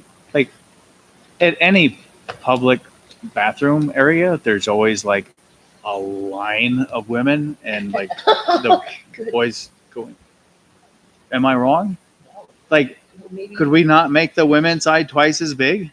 6 and 2. And of course, I don't really care, but it's like, it might be helpful. It might be helpful. Take the drawings. We'll take it and we'll run with it Yeah. and see where. By only 3. I will say there, Dr. Hill, that the original design didn't have 4 on each side. It had 3. And after talking to everybody, they said that's not enough. So we'll see if we need more women's. Correct. ADA and bathrooms gets really, it'll Okay, dictate a thank lot you. of the design stuff, and that's so. What about the gender? We're doing it right now. This is The health just- department you will don't- disagree you with don't you, do and that. we'll have to comply with If you've that. seen your man and he's a man, okay. And that'll be another piece, right? And then that can increase your security usage as well. You write down non-gendered, just need to address it. You did, okay. All right, so I want to make feel that we sure, can do it's a this. short We one, talked but I want about to make it. sure you guys were aware that conversation is moving, so no one's surprised by it. Thank you. Exciting update. Now let's talk about Oak Street remodel update. I believe that's you, David. That is me. So we're into the details, right? See Josh over there. We're trying to work with community partners on fiber installation. We're down to a lot more of the nitty gritty details. Friday, DLR and subcontractors are here on site. So that's a big step forward to say, okay, let's look at these rough designs, and people starting to ask really detailed questions about outlets and those things so that they can come up with numbers that we could kind of commit to. So I'll look at the site plan just to make sure you've seen that first, because Karen asked a question about this, and that site plan should help you. So what is not on this is the second parking lot that's already done. That would be the top of your paper, right? Which would be more the north side.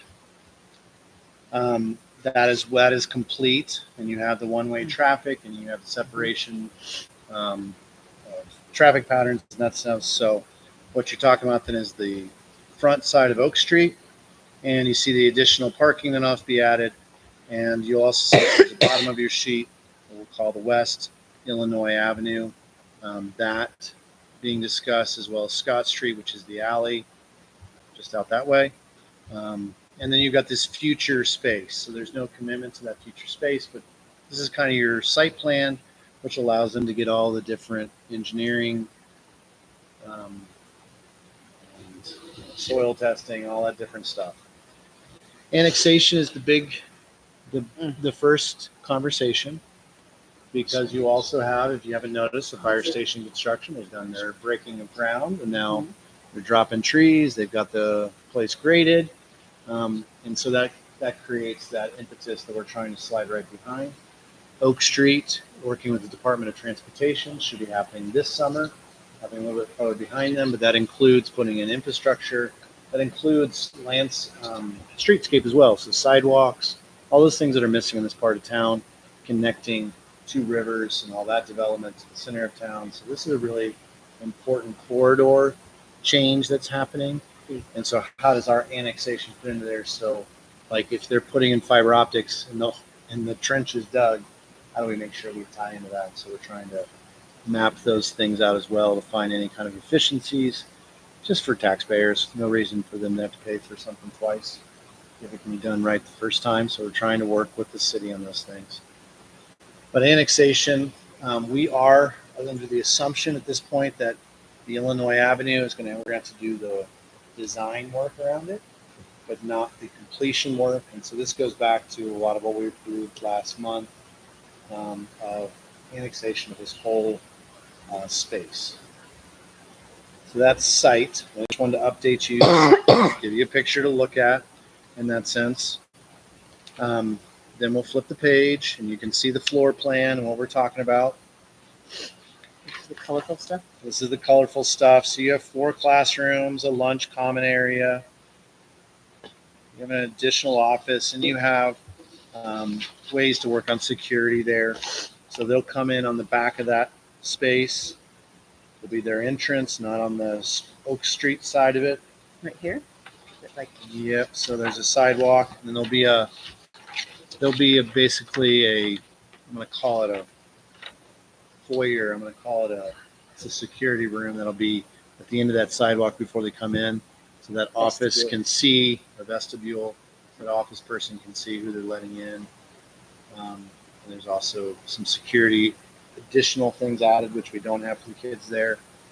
So that's the main remodel. It's a very basic remodel in a warehouse space. And then you have the kind of connection space. So you have a blue space. It's called storage. It's like in all of our buildings. Storage is really important, and we never have enough.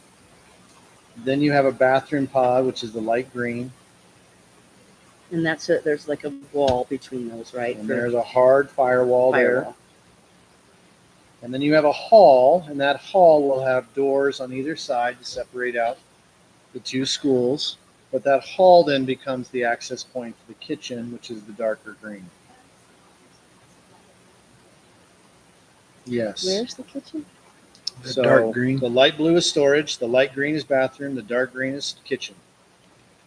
So what you basically do is I'm sorry that I'm confused, but it says, like, if you look here, it says women and it says men and men. See how it says men? Well, at least on so mine. that is that drawing. Guys, So let me the move kitchen or the forward restroom? and flip the page. But what, Let me move forward and flip the page because that drawing may not be the most up to date. okay. Because you either have a kitchen or you have bathrooms. It's one of the fans. So the next page shows the hallway into the kitchen design. And we are looking at option 2, which would allow us to stub in the various water and gas and those things. We had to get a design so we could get a price. I'm gonna be honest with you, I don't know if we can afford all of this, right? But we need to know how much the kitchen would cost as per design. It has hand sinks where the health department requires it, even if Ben work in the space there, Ben. So it would allow us then to have that heat and serve kitchen. It's not a prep kitchen. It's a heat and serve kitchen. And that is that piece. And then you can see that hallway design with the bathroom, with the separation of that piece. I will send you another drawing that clarifies the bathroom spaces better than what is currently on this drawing that I gave you, Jody. So what the bathrooms are separated, so there's a bathroom pod accessed by the HEA side, and then a hard separation, and a bathroom pod the crest side, right? So that at no time do you have intermingling, so to speak. There's 2 different age groups, 2 different developmental spaces. What I wanted you to see was I wanted to give you an update of where we're kind of at. Friday they're coming in because the goal is I'm hoping in December, the latest January, be able to bring you a price tag with a timeline for annexation and a construction timeline with a hard number. Because from there, you can start to set up the rest of the facility development plan, right? And be able to talk about moving some of those other pieces. So my goal tonight was just to say, here's some of the drawings that I have on my computer that I've gone over, and give you a chance to ask about bathrooms, and I will get you a better drawing of bathrooms, and I'll get that to you by the end of the week in that space, and anything else that you might have.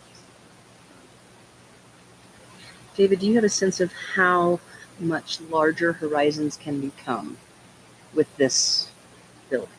It is not going to be a massive change. It'll be 40 to 50 students is going to be your range. 40 is going to be comfortable. 50 is going to be a little more cramped. And then It says 60 on there, Yep. And where do you see that? right in the yellow. It says Horizons Exploratory Academy, 60 students. In red. And I don't think that's correct on that drawing. You're So gonna, you you're going to think be 40 looking at 40 to 50 kids is what you're going to be able to serve. Not 60. Okay. Well, David, what about boardroom and extra office At space? this time, it's not on the drawings, the extra boardrooms, because that's more foundation and more roof line, and it's over $1 million is the initial estimate. So we're This looking works. at a boardroom and at least 2 more office spaces, just trying to increase that. And so at this time, it's not on that space. and have you talked with the faculty and staff at Horizon? Yes. Okay, because some of them have office spaces, some have offices. They move their classrooms. This is the design, the This is- services, had a chance to they're have fine. input on that. Okay. I'm sure they may Um, want more, but what we're trying to make sure is they have a sufficient facility, which they don't have right now. One question I have, and you kind of talked about it, I think maybe we just can't see it on here. Yep. But I know like the security is an issue with entering both Crest and HEA, and I really like how all the other schools have the foyer. You walk in the first set of glass doors, and when I go to pick my kids up, I don't even enter the building, right? Like I just sign them right there, and then I'm not even admitted into the glass doors. I just have to wait in the lobby. But at both Crest and HEA, it looked like Crest for sure. You do walk all the way into the building. And then she came out of her office and, I just brought Halloween candy and grabbed it from me. But I was already in the building and she had to leave her office to come greet me. Is there a better way So let's Then deal with we can HEA and figure then out we'll talk about Crest. security, but while we're doing renovation, like maybe if there's a way to fix both so that we have more of that secure entrance piece? Yes, there's about 3 questions there. I'm going to start with the first one and get to the last one. The HEA, you can see that sidewalk coming in the backside, and then you'll see the larger square there for the door. That is a ante-room, a glass space. That's what that is. Chamber, vestibule. Okay. In security words, they call it a man trap, right? Yep, and that Man office trap. space there, which at this time would be your counselor, right? That's going to be that person who can see out and kind of give that buzz. There's not another secretary space in there. Okay. So that answers the first 2 questions. The second one, then find the Crest entrance, right? And you will see a capital project, and it may be that we can roll it into this remodel. And they want to add the same thing around that space so that the secretary, because then you could put a talk through space, a pass through, you could have a couple different options. They would like to add that same thing to the Crest entrance. Right, so then you would extend that little block there and you put another glass room of some sort so that community could come in, it's open, but then they're stopped, they're greeted, they're confirmed before they go through the next locked door in that sense. So that is either going to come at you as a capital project, and we might say, hey, can we roll that in? And we can talk about that piece.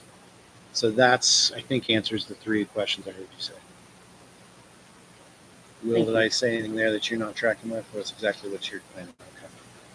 So David, I have a question with the existing restrooms. Okay.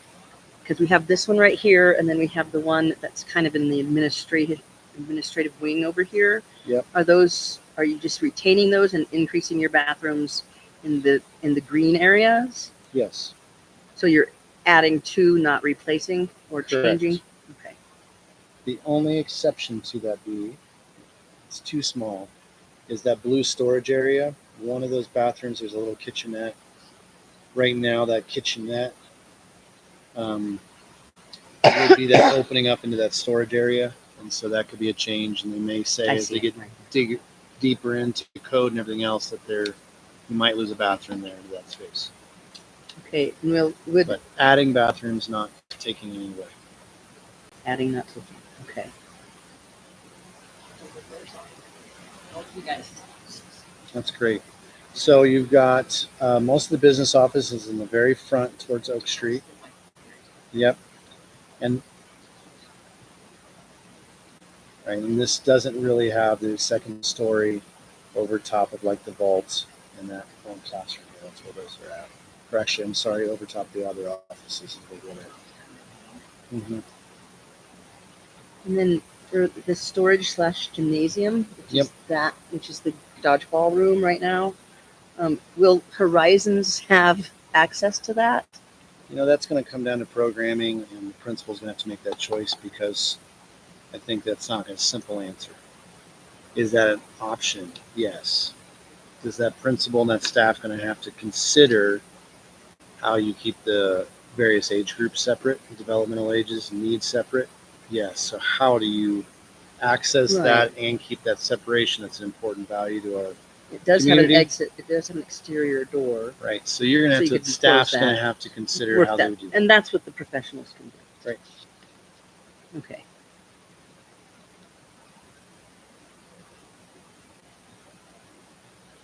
For capacity Horizons, they sure have a lot more space than capacity. I mean, Capacity Crest sure has a lot more space than Capacity Horizons. Yes. There's more capacity at the middle school than there is at the high school. Did I say that right? Back at you. Did I say correctly? Well, I'm just talking more about square footage Mm-hmm. because they're both estimated at 60, and you're saying this one Horizons is going to be 40 to 50. Mm-hmm. It just seems like there's so much more space at Crest.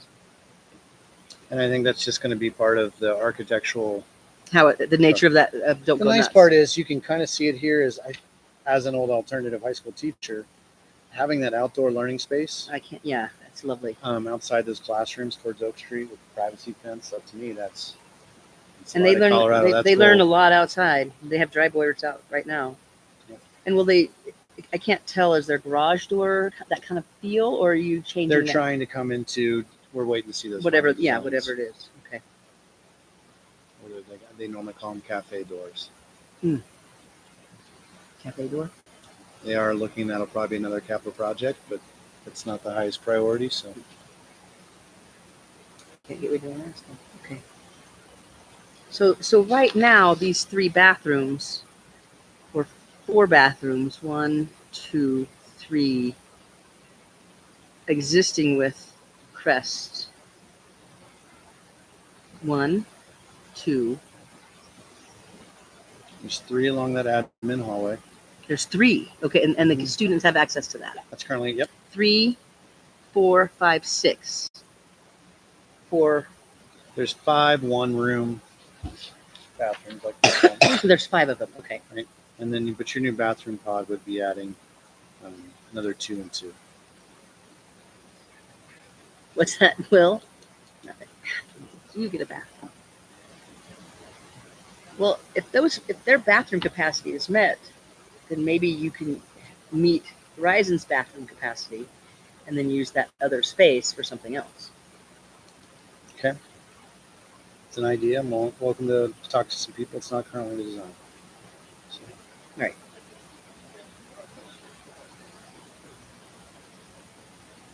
Mm-hmm.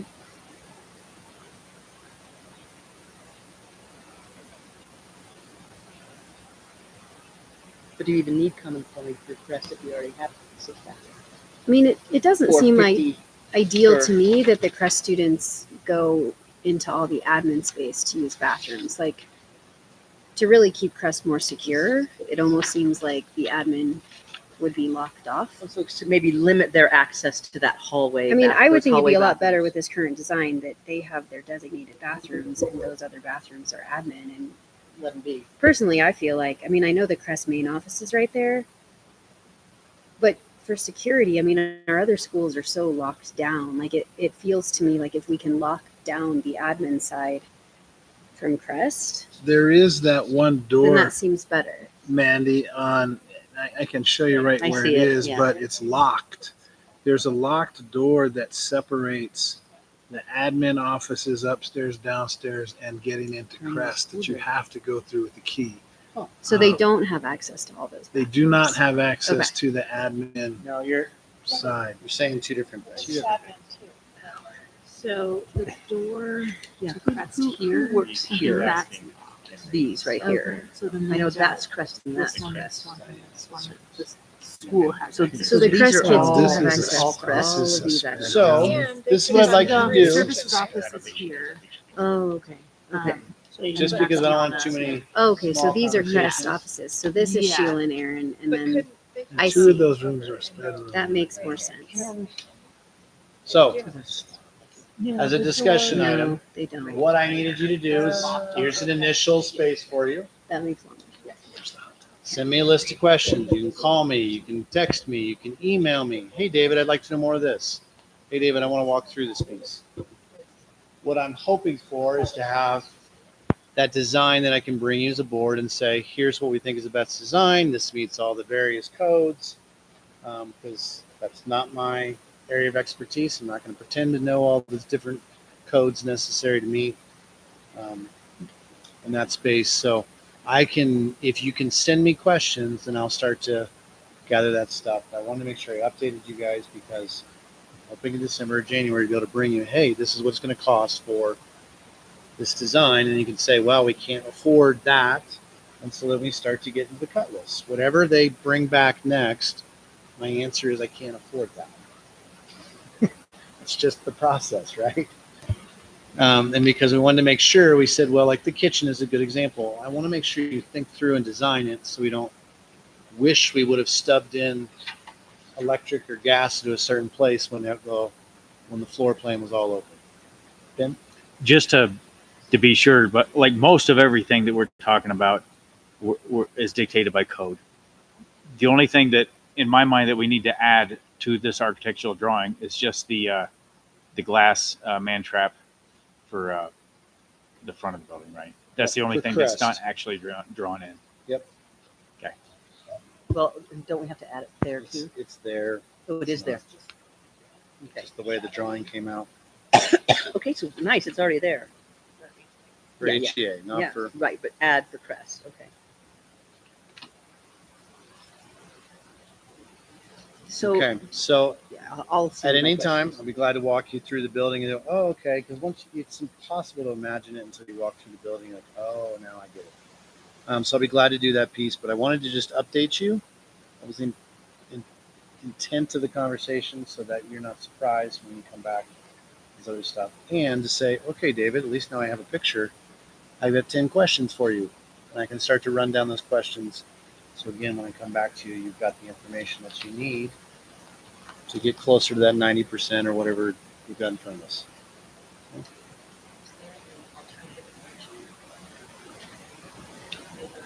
There is no alternative energy currently on the dock. Not at the moment, no. Yep.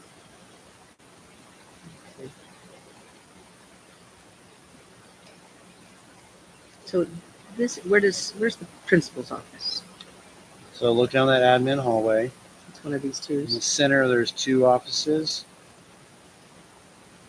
That one is. This It's one, this okay. one. Principal. Yep. So I'd this be glad- principal I don't- would walk after. Just in a public setting, I'd be glad to walk you through it and help you understand it.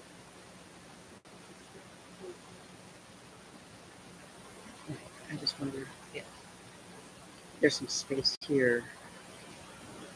We have a counselor's office. Okay. All right, let's transition to the agenda. Sorry about that It's tangent. all right. Okay, out of district enrollment and capacity, that's a facilities question.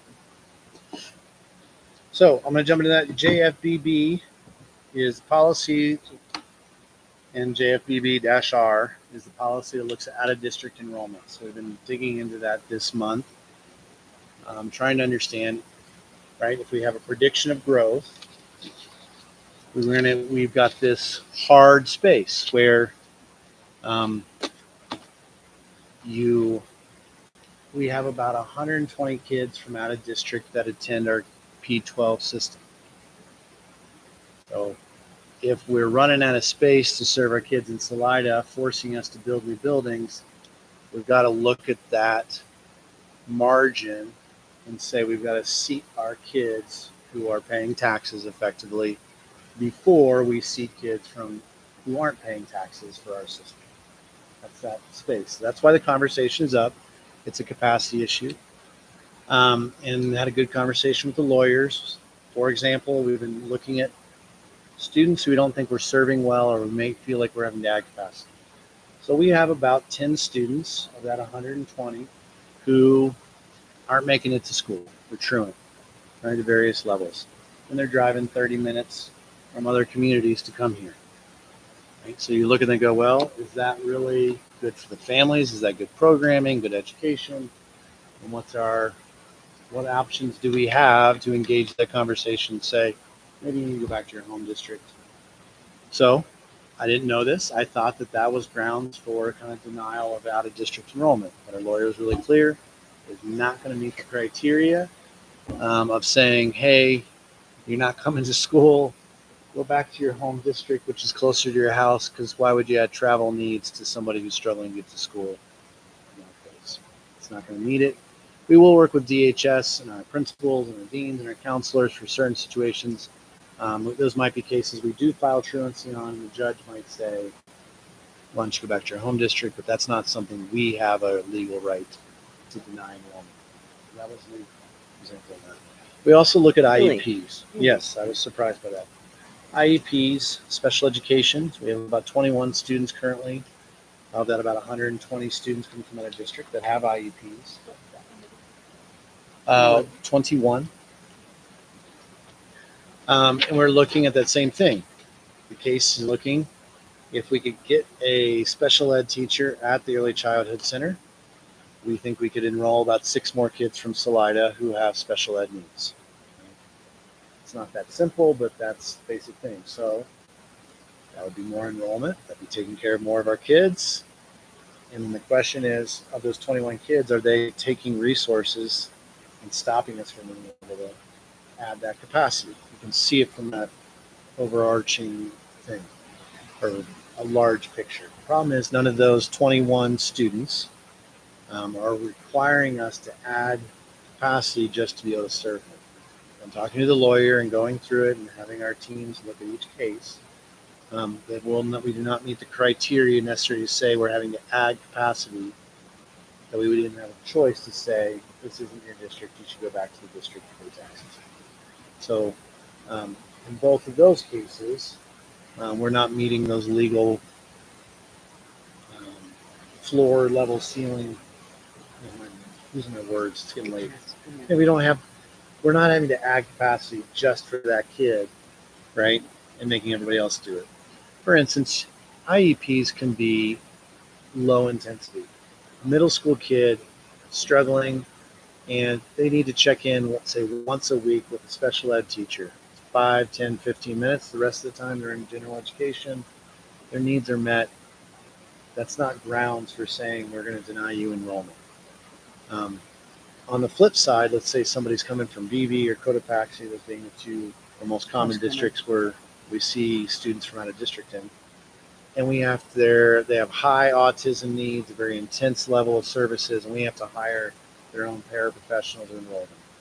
That would meet the criteria for which we would say, I'm sorry, we don't have capacity for you. None of the 21 students that we have meet that criteria. So at this time, I think that JFBB policy is correct. Also, we were looking at the state demographer's report. We were looking at our local report, and we were expecting 1 to 2% growth, and we haven't realized that this year. I don't think that's bad. It just means that pace of growth, right, is slowing down, and I don't think that pressurizes that JFBB out of district thing as much. I think we have another year, basically.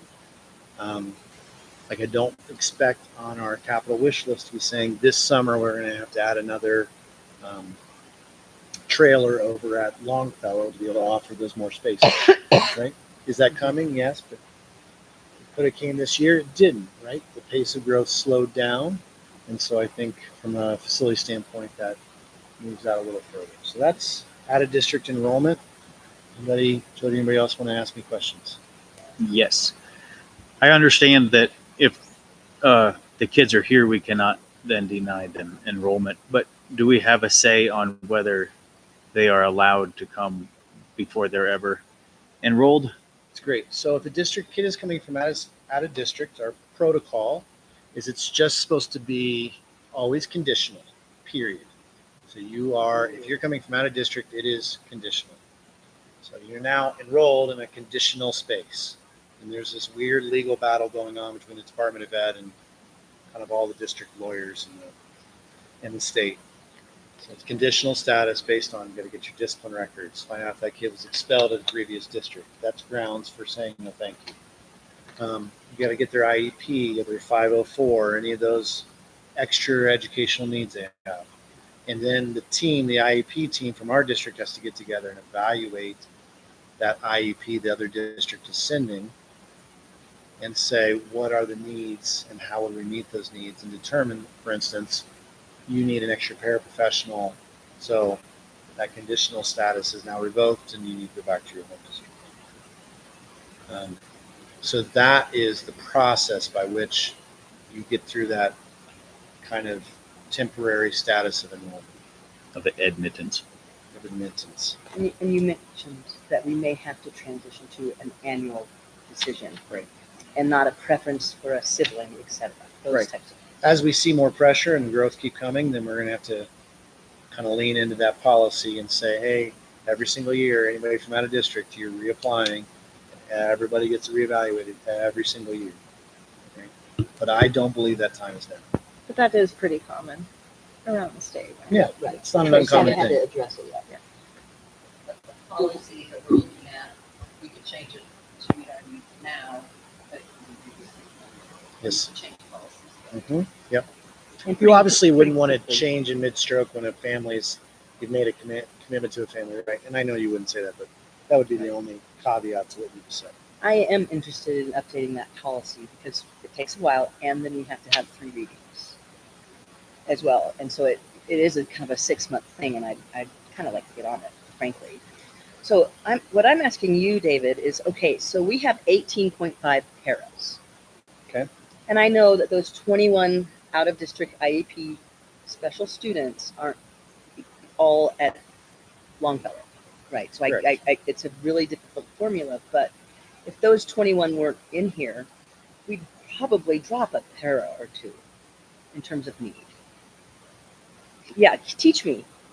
I don't know if I can teach you, but to answer your question, hypothetically, yes, you could drop a pair or 2, but you also would drop however many kids your per pupil funding. So if you dropped your 10 kids at 10 grand a piece or 13 grand a piece, Right. you just However, lost that. Commonweal is that the true cost of taking care of a special education student is we only get 1/3 of the funds for what it actually costs. So our constituents, our citizens in this school district are paying 27 point something mils on higher valued properties. And somebody from Cotopaxi is allowed to come in here, and we have a very reputable special education program, so I know why we want to do that, but I need to think of our constituents here first. And can we have a higher base salary? You know, we have 21 students that cost $30,000 a piece potentially, and so we're looking at recurring funds of $400,000 for out-of-district special ed students. When we have $114,000 in our ending fund balance, we have to have these conversations. I want to be generous, and I want to be where they can come and have amazing support for their students so they can hit their capacity. but at what cost for our students and our taxpayers here first is what my question. Understood. And so Yeah. my answer to that was the team's gone through those individually, not in generic, and said, what about this kid? What about this kid? So if this kid wasn't in attendance here, could I drop a para? Because when you do it in a altogether aggregate, the answer, you see it yes, but when you break it up into different buildings, the answer was no. So the way these 21s are spread out and their needs, we cannot decrease any one of these staff members. That is the first answer I've got. Okay. I'm sure that if we were in crisis, we could push into that space, but that is the answer. And having the staff look at it and say, what's the intensity of this kid's needs? What's the intensity of this kid's needs? And if we That's the question. said no to this student, the lawyer says none of these meet that standard, we can't. So you gotta Okay, put that right, in the right, mix. right. That would And you know working your theory of saying, I really want to evaluate this policy, that's where you have to go through kid by kid and case by case to say, would there actually be any savings from a financial standpoint? And there's another perspective. Could we reallocate that person? Because there's a Right. difficulty in finding like a paraprofessional. It's a very difficult position to fill. With specialties. That might be, it's almost more motivating to me to say, hey, I can now maybe not save money, but I could reassign that person to meet needs in a different space. That to me is almost more convincing. At the moment, looking at each case, we do not meet the standard for us to say no. And teams are telling me we would not necessarily change our expenditures. So in that point, you would actually be hurting yourself financially because you would lose those dollars but have to maintain the expense. 20,000 per kid. Is that what we're taking from our general fund to pay for those special ed out of district students? And that $20,000 per kid comes from property taxes in this school district. I mean, is that really the number though? If you're saying No, a lot it's- of these IEPs are just like they meet with the special ed teacher 15 Right, minutes a there's day, then there's essentially they don't have any increased cost to any of our Right. other students. How David has taught us is that on average, some are far more expensive and some are far more inexpensive. But Okay. on average, it costs 3 times what we get. We get 10,000, so that means 30,000 average. So I guess playing it out, I guess That just what seems really high. what I'm interested in is if you had no out of district IEP students, what capacity do you need right here? That's what I'm interested in. And I can have a discussion with my state representative and senator. Okay. I'll come back with that answer to that question. Because I don't think I can answer it right now. No, there's Stand no way. behind- I'd end up having to walk something back. Yeah, But I can appreciate come that. back and say, if you took these 21 off, would the total aggregate FTE towards special ed in our district change? Okay, That's the That's the question. question. What would the estimated lawsuit be for the discriminatory practice of dropping those kids? Well, certainly, there's that, but we have to define what capacity is. And and if it's a decision that capacity means that we can't bring anybody who is a typical peer student in either, and then we lose the other 100 students. Well, I understand the logic quite clearly. Right. And we have to be legal. The first, we just got the answer today, right? We were just able to get that, and that's what the law is. And you're asking me to say, in general, this policy connected to this subgroup, is there a way to make sure that we're investing our local tax dollars in the kids who live here versus investing our local tax dollars in kids who don't live here? Is there a way to, there's a financial piece. Think of the There's also a workforce question. $400,000 in recurring funds. Well, think of the, Last year, we put 1.5 million for that, right? That's a third more. of Like the their 100, salaries or something like that. That it's costing us, in general, this is Riverdale math, but that's where, it's an important question to ask. It's a delicate question to ask. the 120 kids that are coming from some other city Yeah. besides Salida. Mhm. Yes, indeed, their parents are not contributing to the taxes in this town, yet we are gaining $10,000 or $13,000 per kid times 120 kids. So we are getting a benefit, Absolutely. right? But how much is it worth it, is my question. Yeah. And that's the delicate, complex question that's fair for me to ask. It is fair, but singling out the kids with special needs to drop them first would be a little Well, and I shady. don't think we can. We can't. We can't do that if we have capacity for them, and if we have capacity for typical peer students, we have to take them in, because that's the law that we just learned today. Okay, well then I'm curious why this conversation's being had. Because it's a question of capacity. If we don't have capacity, we can say we don't have capacity, and we can't take you. And we currently do have capacity. I'm questioning if we do have that capacity. Of those 18.5 paras, how many did we have to add because we had 20 IEP students? That's what I'm asking as a board member. Are we past capacity? In 5 years, when we're supposed to have so many more students, typical peers and special ed students may be gone. Maybe not be allowed in here because we're at capacity and legally meeting that requirement for capacity, so that we are protected by the law and we won't have a civil rights lawsuit. I'm just trying to ascertain if Corey Sheffel doesn't have any room in Longfellow, should we be taking out of district grade schoolers? Typical peer or special ed.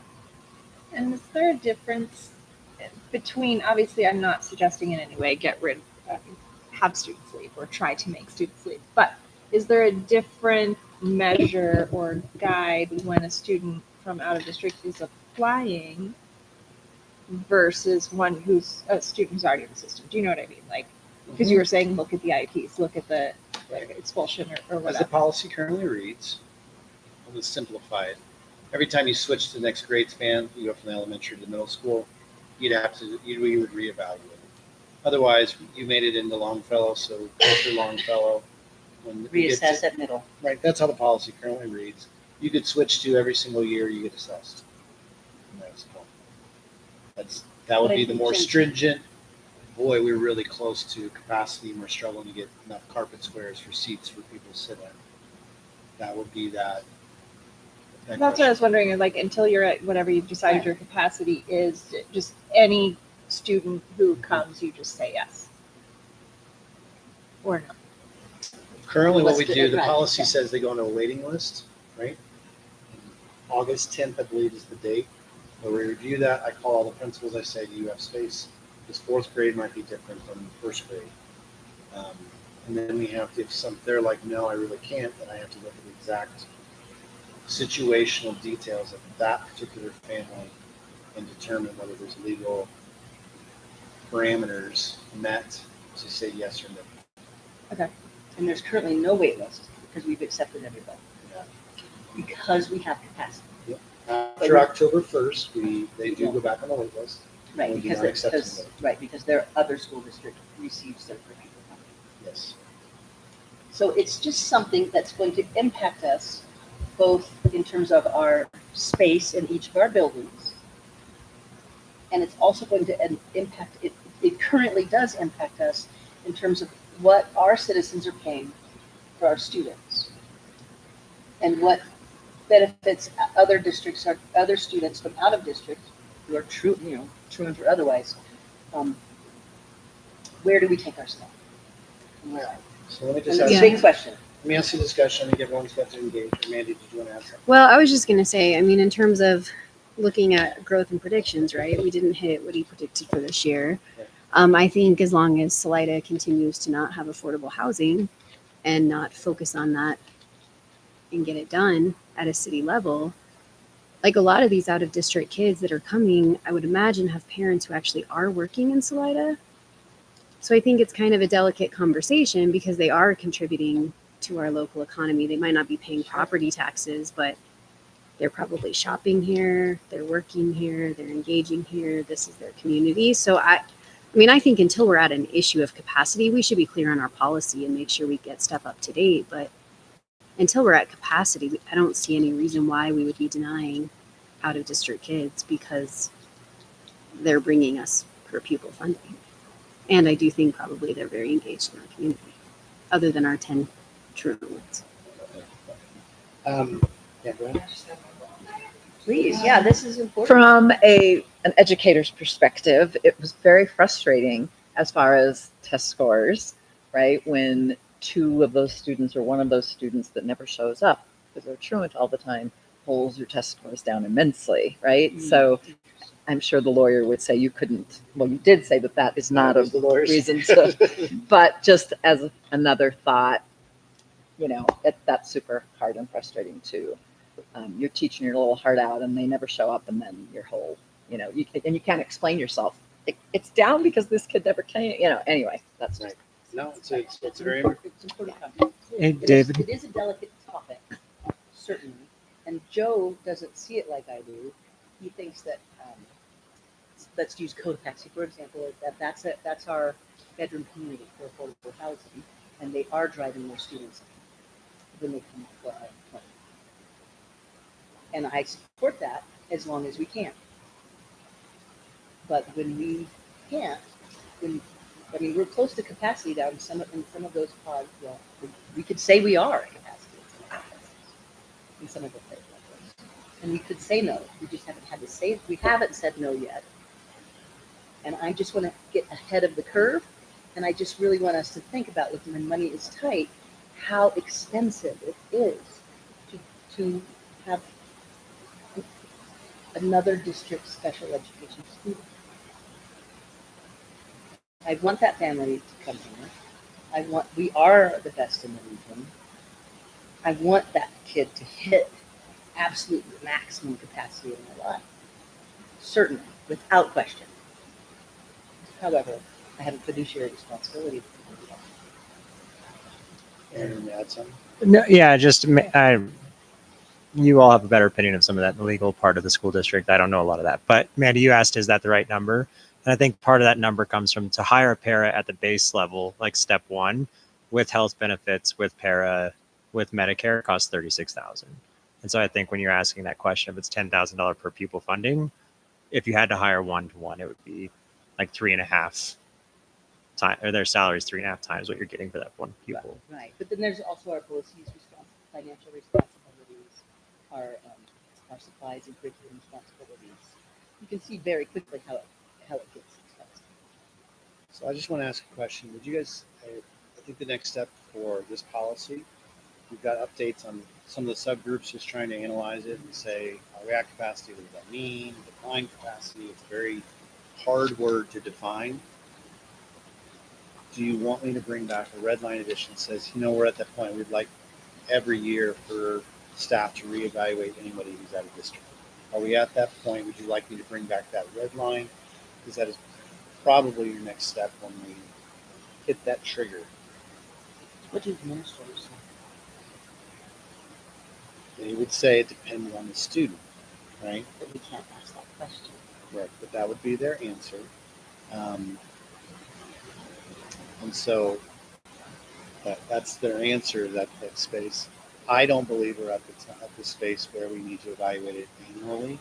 I think that as it sits is the right place for today. It may not be the right place in 6 months, but knowing that our demographics came in under some of the predictions, be flat rather than 1 to 2% growth, I'm like, okay, that bought us a year from needing to change.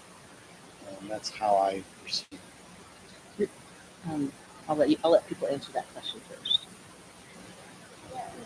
I mean, I'm almost more concerned that we're going to start to see negative trends. Like, I know that goes against all of the demographers' data, but this year we didn't see the growth that he predicted, and we don't have affordable housing for families, right? So unless you have a house in Denver that you can sell and buy something here, or you had a second home that you're moving into, like we already saw that our biggest demographic group is retired people. Yes. So, I mean, I'm almost think we need to be cautious that we don't go too far the other way. We could start to see our enrollment drop. We could start to see our budget drop, as opposed to risk being at capacity. Right? So I'm certainly not in a place where I'm like worried about these 120 out of district kids. I'm more worried that potentially over the next few years, if our city doesn't figure this out, we go the opposite direction.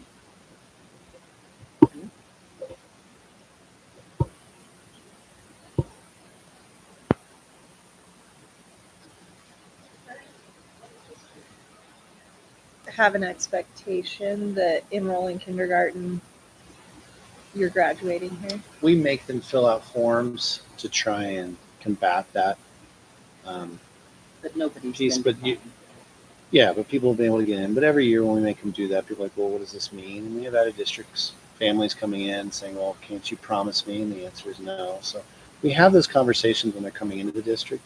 And Yeah. we know natural humanity is to just drift into that expectation. Yeah. Okay.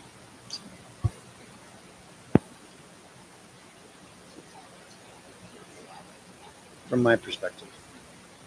So I just want to make sure if the board wants me to bring back that red line, we can go that direction.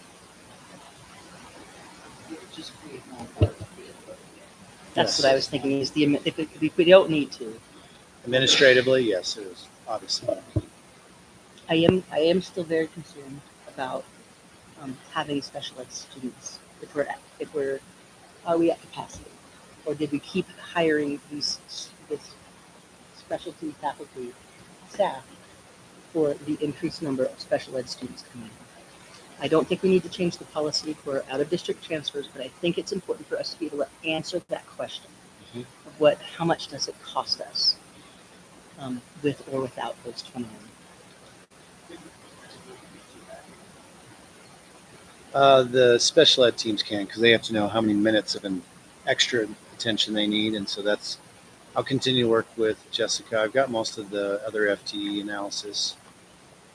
Their first response was it wasn't, but I'll double check and I'll dig in again. Right. But I think what they did is they did one student at a time. We take the student out. No. Do we need this entire cadre for only our internal district IEPs? Is probably what I need to be. Right. I need the answer to that to let it go. Sounds good. I'll try and answer your question, and I'm not going to bring back JFBB, the red line. No. I can work with Jody to get her questions answered. Well, I'm willing to give it up if you guys are thankful not for it. Okay, it's not coming. Okay. So, district student shows up at the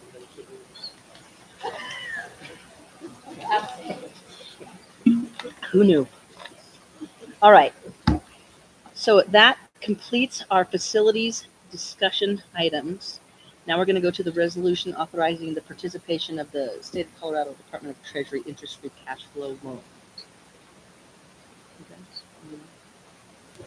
I mean, I think we talked about this at the work session, so we're working on the language to get that resolution, but I just wanted to make sure that we started talking about it publicly, because in 2 months we're going to have to do this. There's no other option. We're going to have to take out a loan to cover payroll starting in January. So. And we're not too late. Nope. And how difficult is it once the first one's? We'll know Thursday more, because we have a meeting on Thursday to figure that out. I think it's pretty natural. I think it's not going to be too complicated. Sounds like it's the way many school districts do business. So I think it's going to be doable, but it's more complicated than not taking out a loan. I mean, it's just more complicated to not. No, it's more complicated than not taking out. I mean, it's more complicated than how we've run business in the past. There we go. Yeah, Yes, yeah. It's easier to run business the way we have in the past. Administrative sweat. Yeah, but that's okay. And it it's seems like doable. there'll be an increase. So this CDE will be dealing with it. Yeah, but Kim asked if we should put this on next month, and I just thought we should put it in a discussion item in case any of you had questions or if you want to discuss it publicly, since it's definitely going to be happening. Might make the news. What's the rate on the loan? No, that's great. Why not? Yeah, yeah. I mean, it's like I guess since people weren't here for the meeting earlier, it's a lot of districts have to do this because when you're a more locally funded district with property taxes, your state equalization is what comes in monthly. Your property taxes come in March and June. And so the vast majority of our revenue is not going to hit until March. And so you're going to run into cash flow issues if you don't have a fund balance, which we've spent into the fund balance the past few years. And we have a pretty low projected fund balance at this year. So this is just how you operate beyond that. That doesn't mean we're going bankrupt. We have reserves and things like that. But cash flow, we're going to have this issue probably every year going forward. So. And why is it better to do the loan than taking it out of a reserve fund? Just, it is easier, obviously. Well, a reason. Oh, I can. You want to answer it, Sheila? Just because we have a fund balance doesn't mean we have cash in the bank. So right now, we've got $2 million in the bank. That's going to pay for your payroll for this month, for November, and your accounts payable. And then you're going to be short by January. You're not going to have the cash in the bank. And that includes reserves. Like your reserves are part of, just because we have reserves, that would be at the end of the year, we would have that amount of money if all of our revenue came in and so on and so forth. But those reserves are not money that we have in a bank currently. That's just money we're holding aside in the budget, if that makes sense. Okay. So if, once we adjust to more of our money coming locally, will we be able to decrease the use of the 0% interest loans for payroll? No, the more you get locally, the more heavy, the more loaded it is on the back end. And so you'll actually be more reliant on it earlier, more likely. So if our property taxes continue to go up, we continue to be more funded locally, then we'll be more reliant on it earlier than this year. Meaning in In the year, August. yeah. Well, yeah, not August, but month or two before what we are this year. This year we're looking at January. More months. I wouldn't be surprised if next year we're looking at December, November that we have So to start. there's an additional administrative burden on you guys Yeah. to manage that. Well, Yes. not on Sheila. She's going to be in Tennessee, but yeah. No, just Right. you guys. I just want to make sure on this one, we're moving forward under the assumption that's an acceptable way to do business. Because if you guys as a board, like, I don't agree with that fiscal strategy, that'd be important to know, because then we're going to build a budget to build up a fund balance so that we can borrow from ourselves, right? That space. So we are operating on this as an acceptable way to fiscally make payroll, manage our cash flow, which is not the same thing as our fund balance. But if you guys disagreed with that, you would need to let us know. Otherwise, you're going to see a resolution next month to take action and move forward. Right? Does anybody not want to do that approach?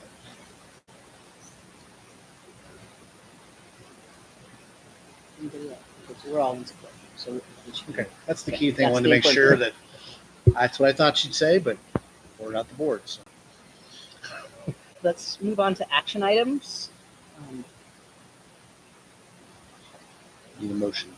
May I call a motion to advance these action items? Oh, you have to do them all together. All right, so we're at action items 5B, approve the audit as presented. May I have a motion? Any discussion? Call. Dr. Pettit, Aye. Dr. Hill, Mr. Hobbs, Ms. Lundberg, Ms. Pascal, Ms. Schiffman.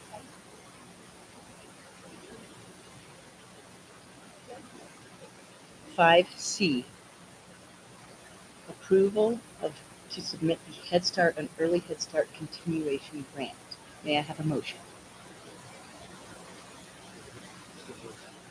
Second. Jen, I got a motion. Oh, Matt seconded, sorry. Do we have any discussion? Am I allowed to have personal privilege to ask Teresa how the cost proposal is? That's why she stuck around here all night. Okay. Well, right.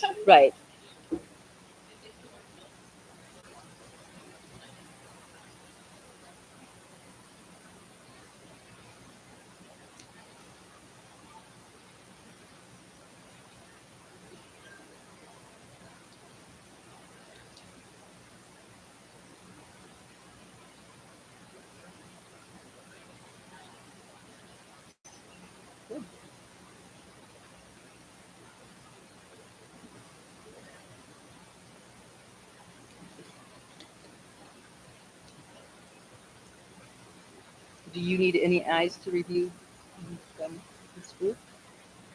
You don't think so? No. Only if you need us.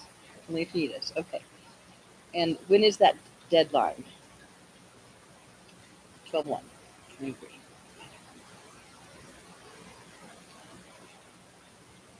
So they'll let you know. Do you know if there's anyone in the region that's competing with us? It's not a regional competition. It's a national.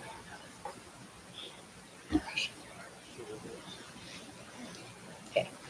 Does anybody have any questions for Teresa? I would like to say thank you. I know. I was It has going to been ask a for very, very hard fall with UPK and all the opening up application after application with families and to do this. I just want to say thanks. Absolutely. Absolutely.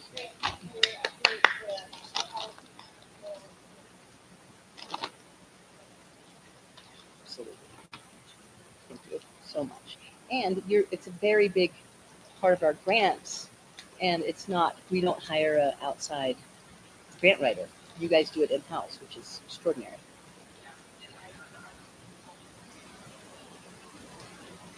Right, yeah.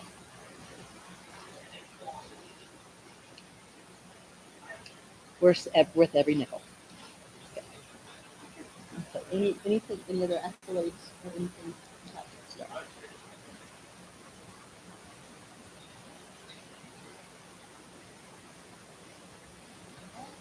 Okay. Ready for vote? Yes.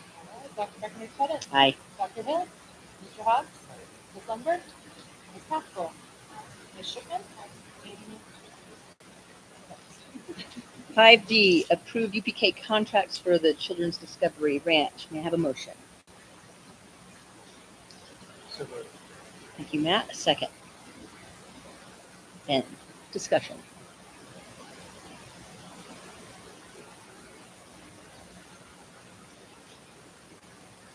Would you like to give us some context?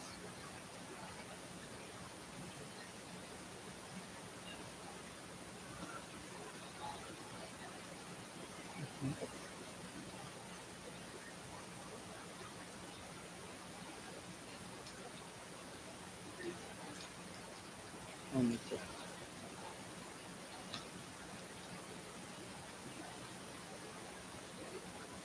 Flowing through.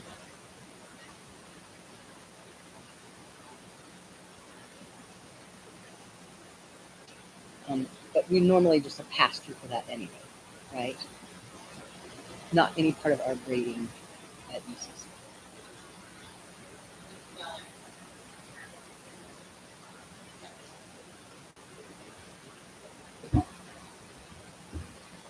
Okay, call a vote. Dr. Beckman-Pettit? Aye. Dr. Hill? Mr. Hobbs? Ms. Lundberg? Ms. Haskell? Ms. Shipman? Thanks, Teresa. We could have had that. We should have done that. Yeah. Okay. Oh, we got it. Okay. 5E, approval of second readings of. But I have to read them. KEC curriculum complaints. Revoke CHB school board review of regulations. DB annual budget. DJE bidding procedures. CF school building administration. Revoke. DK payment procedures. Revoke CCA organizational handbook. And ADF school wellness. May I have a motion? Second? Thank you, Jen. Any discussion?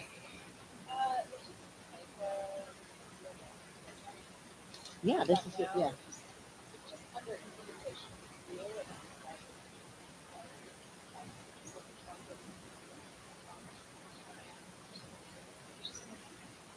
No. God, I read that.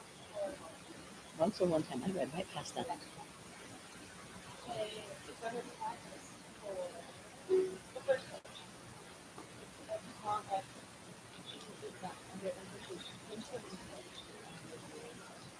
And we can still approve that with that one adjustment. Thank you. Any other discussion besides the beautiful acknowledgement of that? Oh, All right, Dr. Beckman-Pettit? aye. Dr. Hill? Mr. Hobbs?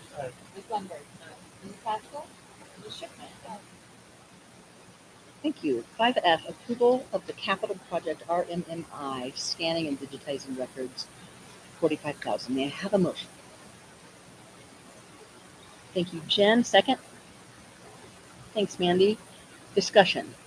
I just want people to understand this is kind of one of those unfunded mandates. There's a certain time frame where we have to digitize it.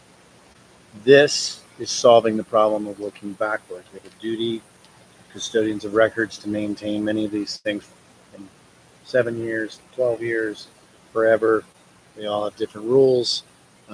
This is the digitization and storage of that piece. It's going to be an increase in costs, I think, everywhere. You now see us, just to extend that understanding, we moved all of our accounting software into the cloud, right? And that starts to let us, we have to digitize all our receipts. All that stuff has to be digitized now. And we have about 3 years. And then you also had that Rever, which was an attempt to digitize student records moving forward. That one, just to let you know, isn't getting good reviews, that solution. So we'll probably be bringing back, trying to look at a different way to solve that when we get back to the budget next year. So those are just various records that we maintain. There's 3 examples. This is the one to take care of our records from the past. From the beginning of paper in our school district past? Kind of, yes. Right. Yes. Well, and then it showed like the cost, and then it said an annual cost of like 1,700. Is that just paying for the storage from here and for forever? We need to factor in this $1,700 cost into our budget every year. Yes. You guys already have done that. Bill, you look baffled. Oh, speak up, please, Mandy. So we have obviously the upfront cost, but then it said there's a $1,700 annual cost. So I just was asking if that's now until forever, like basically paying for storage forever and ever and ever.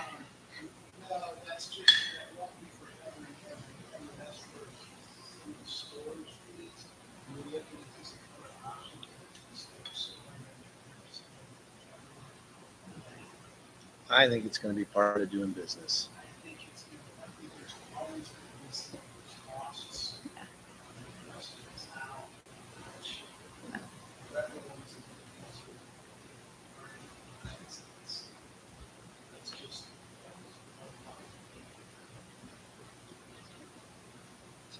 But yeah, I think it's going to be an overhead cost that every district's going to have to start to. It's going to eat into their space. Yeah. We're 2 years ahead of the mandate now. Depends which set of Which way? records, Okay. right? So it's coming, and so it's just one of those things of trying to get I appreciate there. you guys being ahead of the way. All right, let's call a vote. Dr. Beckman, yes, Dr. Beckman. Aye. Oh, it just signed me out for the digital bit. It signed me out. But You I'm done. are such a smooth criminal, and Does that every night. It did it to me You've been last here time. Like, too long. oh, I just lost so much. Okay, I didn't lose anything though. That's the beauty of the cloud. All right. Let me get back to my documents. Sorry, folks. No. Reconnecting. Blaming Google. Stubborn stuff. I feel like I can still call a vote. Dr. Breckenridge Pettit. Aye. Dr. Hill. Dr. Hill. Mr. Hobbs. Aye. Ms. Lundberg. Mrs. Pascal. Ms. Schiffman. All right. Agenda item 6, board communications and committee reports. The first thing we have to do is committee assignments. Take it from there. Please. Okay. So we made this different, right? You got sworn in as our board, and then we got election of officers. So that's kind of that formal piece. Check. This is how do we separate out? How do we do the workload? Because not everybody should be doing everything. There's too much work. You're volunteers. So how do we divvy up the workload so that Ben becomes an expert on one thing, so the other 6 of you don't have to be an expert on that, and he can come back and keep you informed so you feel like you're making good decisions. That's the basic idea. Some of them are required by law, duties that we have. Some of them change by our priorities and where the conversation is in our community. So, for example, BOCES is one that's required by law. So Mandy has been serving on that. We can discuss whether she wants to continue on that. Facilities committee is not required by law, and yet that's one of our major responsibilities. Clearly, it's a high priority this year, so that's something there. You've got Joe. I know he's interested. I'm maintaining that.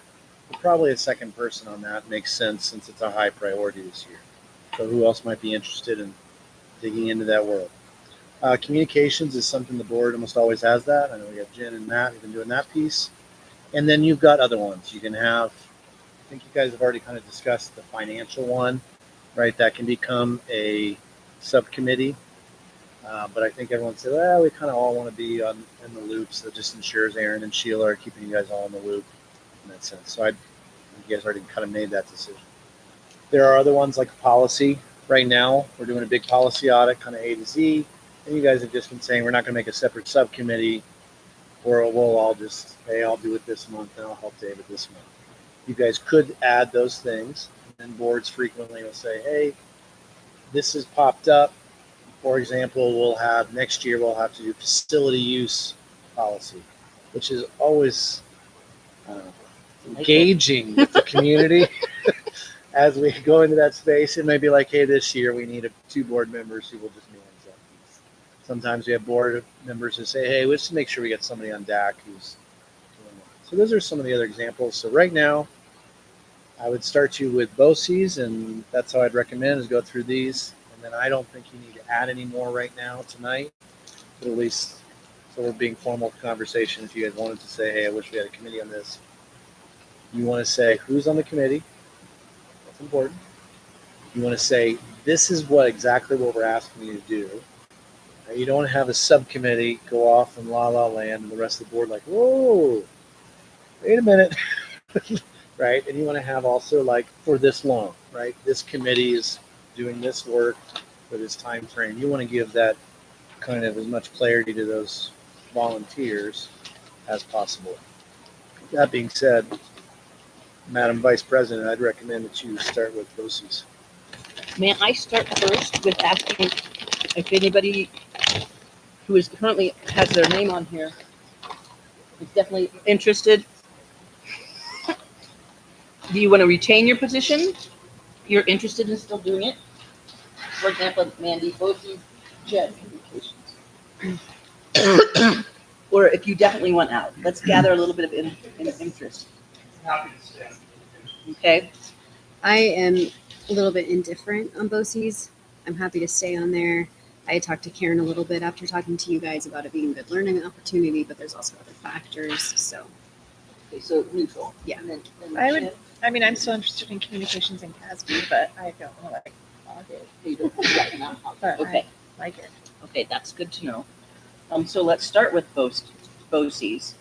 Mandy is neutral. It is a nice learning opportunity, but you mentioned there's some other components. well, the one thing that Brett did retain his seat, so he is still on there as president from BB. Okay. My brother's on there from CMC, and then me. But then Park and Lake are both going to have new board members that they're sending to BOCES. So if we did send Karen, then we would have 3 new BOCES board members and 2 retained.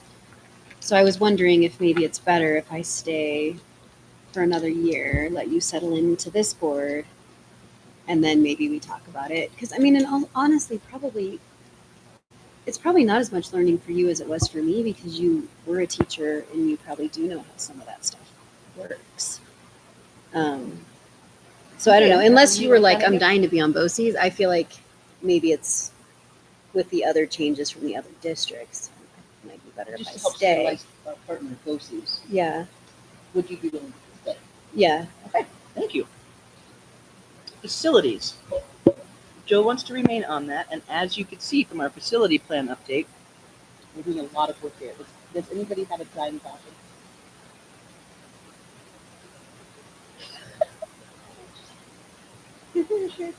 I mean, I think, yeah. Yeah. Okay. All right. Right, but a lot of the discussion, the conversations can happen by phone, by Zoom, or by email. What's it done? All right, I feel very comfortable. Can we go ahead and put Karen on facilities? Should I get more information about Oh, it before I jump in? been doing it for a while. No, no. Oh, I'm so sorry. I had plans before I got on the board, so I'm gonna zoom in on next month's meeting.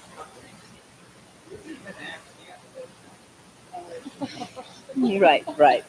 But those ideas and those discussions and those insights for David can all be handled in a modern way. Right. All in favor? Right. Great. Thank you very much. Communications, Jen and Matt.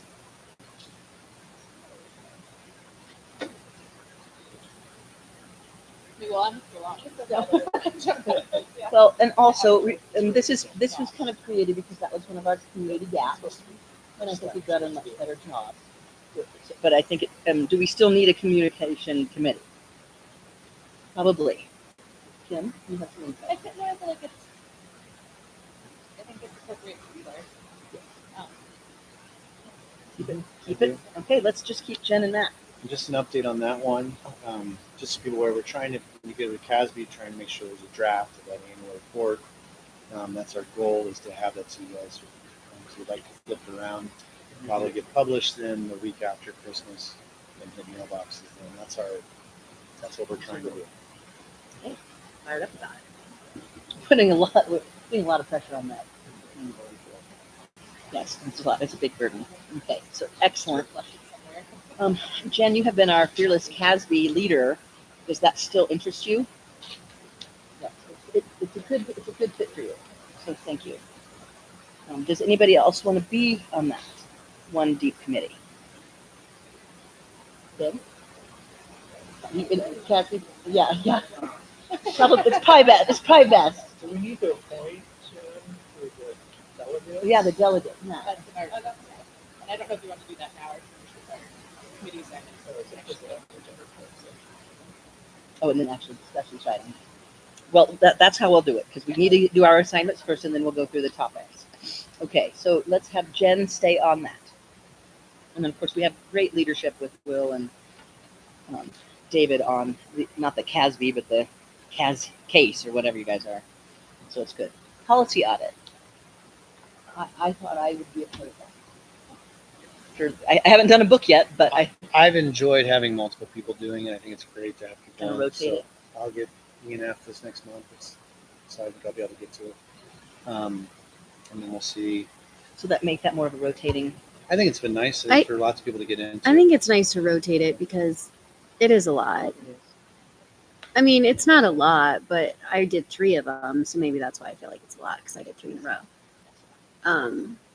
But I also was going to say, I think it's really helpful that the policy that has all the comments is what goes into the board packet, because then it makes it really nice for the rest of us board members who have this entire list of policies on the agenda to be like, oh, that's on there because we just wanted to change the service animal or whatever it is.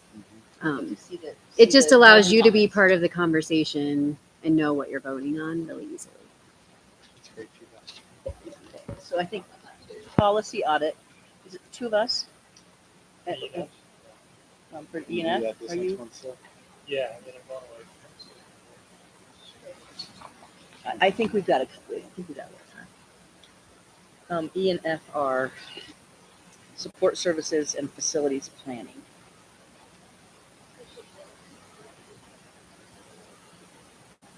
We get support services done.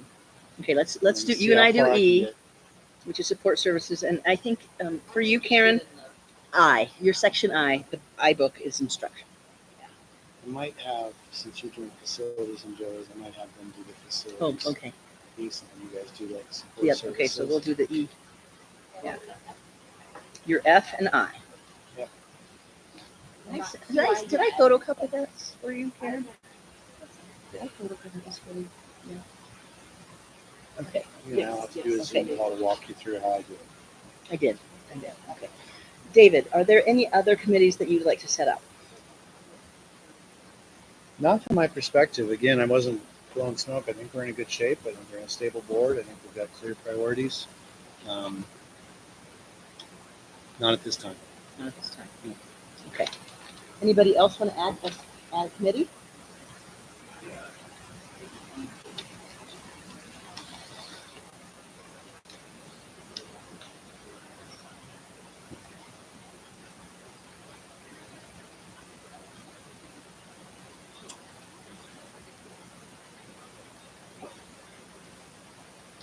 all of it. I have all kinds of ideas. All of it. I don't feel that you're a slacker.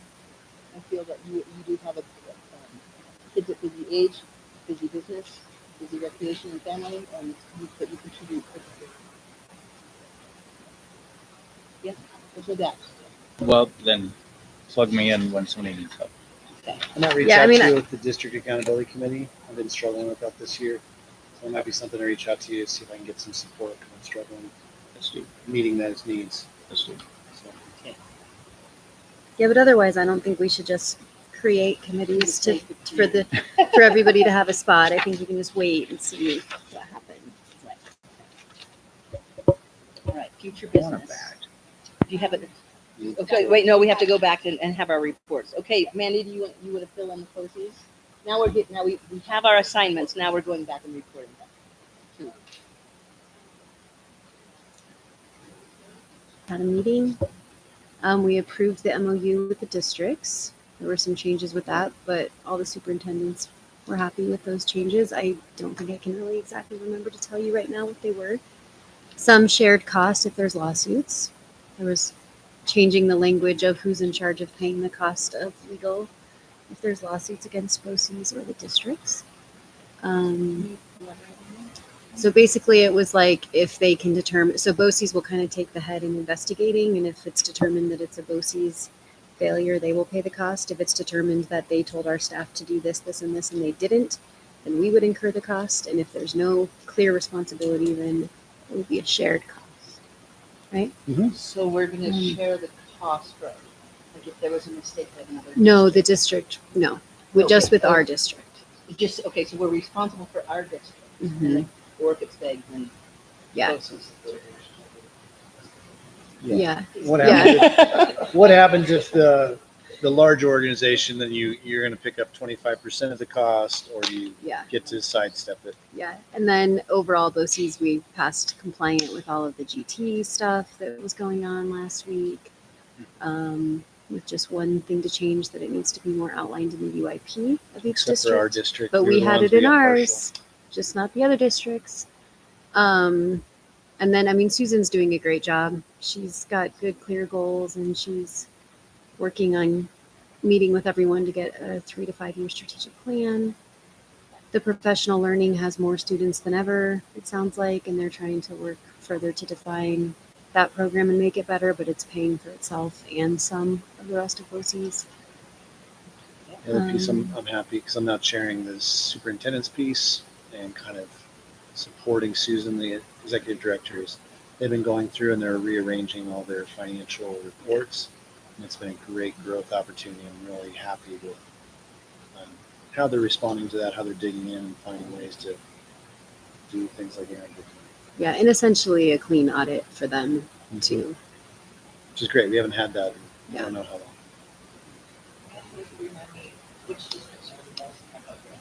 long. Salida, BV, Park, and Lake. So Leadville and Fairplay. And then CMC has a rep that sits on there too. CMC.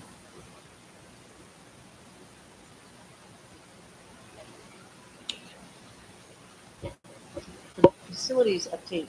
Joe isn't here, but we had a great discussion about facilities, so I think I'm going to move on if you don't mind. Communications, Jen, Matt, and Kim. Beyond the year review or the whatever the special thing is called. Annual report, community report, and Community still report. filing it in. We need to expect that Community we'll be doing some reviewing at HASB. HASB shall have a copy to redline all the things, but it will be a pretty fast turnaround to meet our 19th deadline. But when I put it in November, it should be pretty close, ready to go. I will check in with Matt and Jen as we go through that process. Missing anything, and I may reach out for your help with some content. With your help, the collective your? Yes. Well, okay. I'm happy to. Specific to your interests and things that might be able to help. But it's really a fun. Yeah. You're working on Joe's Joe letter. appreciates it. So do I. I'm glad. Thank you, Matt. Glad I'm not writing it this time. Good job, Matt. Matt's right. Jen, any other updates for communications? So then why don't you transition to CASB? Lots going on right now. Yeah, well, just we all know we have the conference coming up, and if you are so inclined, although they could change, you can look at all the breakout sessions and start to strategize all the exciting events you want to get in on that weekend. Some things are offered multiple times, so if you missed it on one, you might see it another time. I found the like Finance 101 super helpful last year, things like that. There's a policy 101. Yeah, and they're just an hour long. Will you be able to? Oh no, you won't be able to attend. I don't. Let's not bring it up. It's a little early, but I just want to extend into that space. It looks like when we look at the schedule, that Thursday afternoon is an open space for us to maybe, if there's a topic you want to talk about. Friday afternoon, I've asked Aaron, and Will be there as well. There'll be a space there probably after lunch where I'll be looking to make sure I get some time with you guys to go over leave and give you guys a chance to do that. And Aaron will be bringing some recommendations. So it'll be that conversation. So Thursday afternoon is kind of open. Or if we wanted to meet as a team and we needed to dig into something, that's an opportunity. Friday afternoon, definitely. I'm looking for everyone's attention. We do have students attending, so probably we'll have to look and see, but we'll pull those students aside and let you guys get a focus group kind of Q&A with those two students as it fits with their student learning strand. So that's always nice for board members, and we get to just sit and chit chat with some of our students who can say, hey, here's a perspective of how it actually feels with our school and so on. Those are some things just to add in beyond when you look at breakout sessions. Well, and can you let us know when you and Jody's, because you have 2 sessions, right? And Jody has Yeah, one so session. Thursday at 8:30, the opening session, I'll be teaching along with CDE. That's what? looking at planning. Sorry. That's more of a new, if you're a new board member, just our district's known around the state for a lot of their strategic planning kind of processes. So they asked me to help with that. And then Jody and I are presenting more on the concurrent enrollment and graduation requirements. And that is at 1:15 on Thursday. So the afternoon, I said, is open on Thursday, is like 3 to 6 kind of space. My sense is that we have a lot of things that we need to get through, so probably expect to meet on Thursday afternoon and Friday afternoon. Yeah. Oh, we don't And have a I'll- choice. Okay. We're meeting on Um, Thursday afternoon and Friday afternoon. And we kind of have it penciled in a little bit for this, but I'll send out a full, like, we've got all the, I think, 2 receptions scheduled and all those kind of deals. Do we notice that? No, we don't have to notice that. In that space, that is my understanding, we do not have to, but I can triple check on that piece. Yeah. Okay. Well, I mean, it is published, but we're there. That's the thing. Yeah, make sure that we're compliant. Yeah. Published being there, I think needs it, but I'll double check. Oh, yeah. Yeah, Some because sort of notice. yeah, it's on the website. But we Yeah. confirmed it or talked about it all. Do you want at least one board member to be at your planning? I don't Policy have a gives you passion. wings. What's the? I think it would be nice to have somebody there, and I was going to suggest that maybe the people who are staying Wednesday night. Ideally, I was going to try to make it, but I'm not sure. No, you can't. You can't. Yeah, I think it's nice to support you and to have a board perspective, policy governance and all that. Okay. And I will, for those of you who And I'll be there haven't Wednesday night. confirmed your dates, travel dates yet, I will reach out tomorrow to make sure I have details, so I have the correct information for the department. And you, I don't have to do. One more thing before we move on, we do just need to confirm that Jen is our CASB committee person, that she will also serve as our CASB representative delegate for the business meeting. So moved. Second. Second. And all in All in favor. favor? Okay, thank you. Thank you, Kim, and thank you, Jen. Policy audit, we're just in the queue for David, and you do what you can. I know that you are in the weeds right now. Okay, for future business, if you have a topic for a future meeting, send it to Joe. Okay, and then does anybody want to do the, not the work session, but the agenda review? Thank you. Okay. I can always do that. Okay. When is it? What day is the agenda review? The 5th? It'll be, and I was thinking closer, just shift, fourth, fifth, sixth-ish. So what is agenda review? It's just to get everything in line, work with leadership to make sure we're have everything covered from our calendar, bring up any future business topics, etc. Correct. To yeah. ensure It's that setting you're the- getting the setting the conversations you agenda for the want. next- I'm getting the conversation Sure, I yeah, I think you can do need, it and then ensure that board members who like have a question, it's getting there so no one's I'm being happy to do surprised it. and people can bring the answer to the meeting. It's actually really helpful. When do you leave?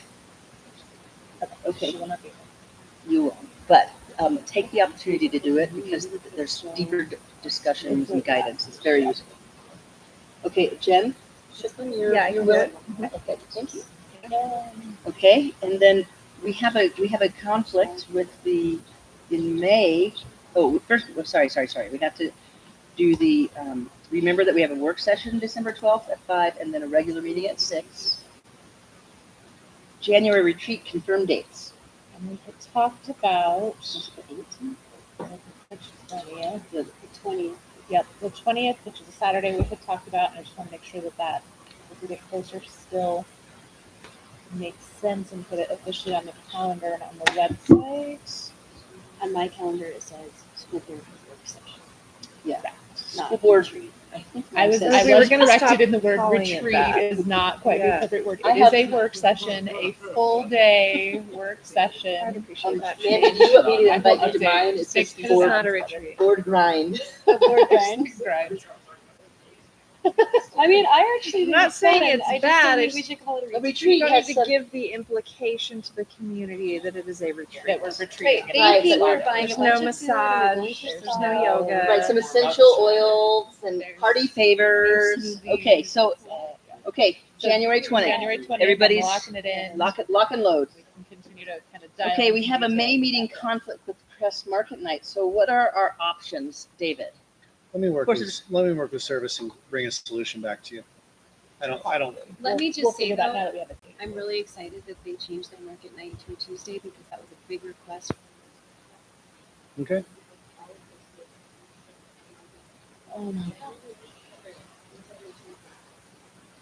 So, Okay. okay. We I will think might- we can accommodate the students. I support accommodating the students, whatever. Yep. Okay, So let me bring a solution back to you. any other items? I don't need a second, didn't have a motion to adjourn. Mandy, thank you, 9:51. Not bad.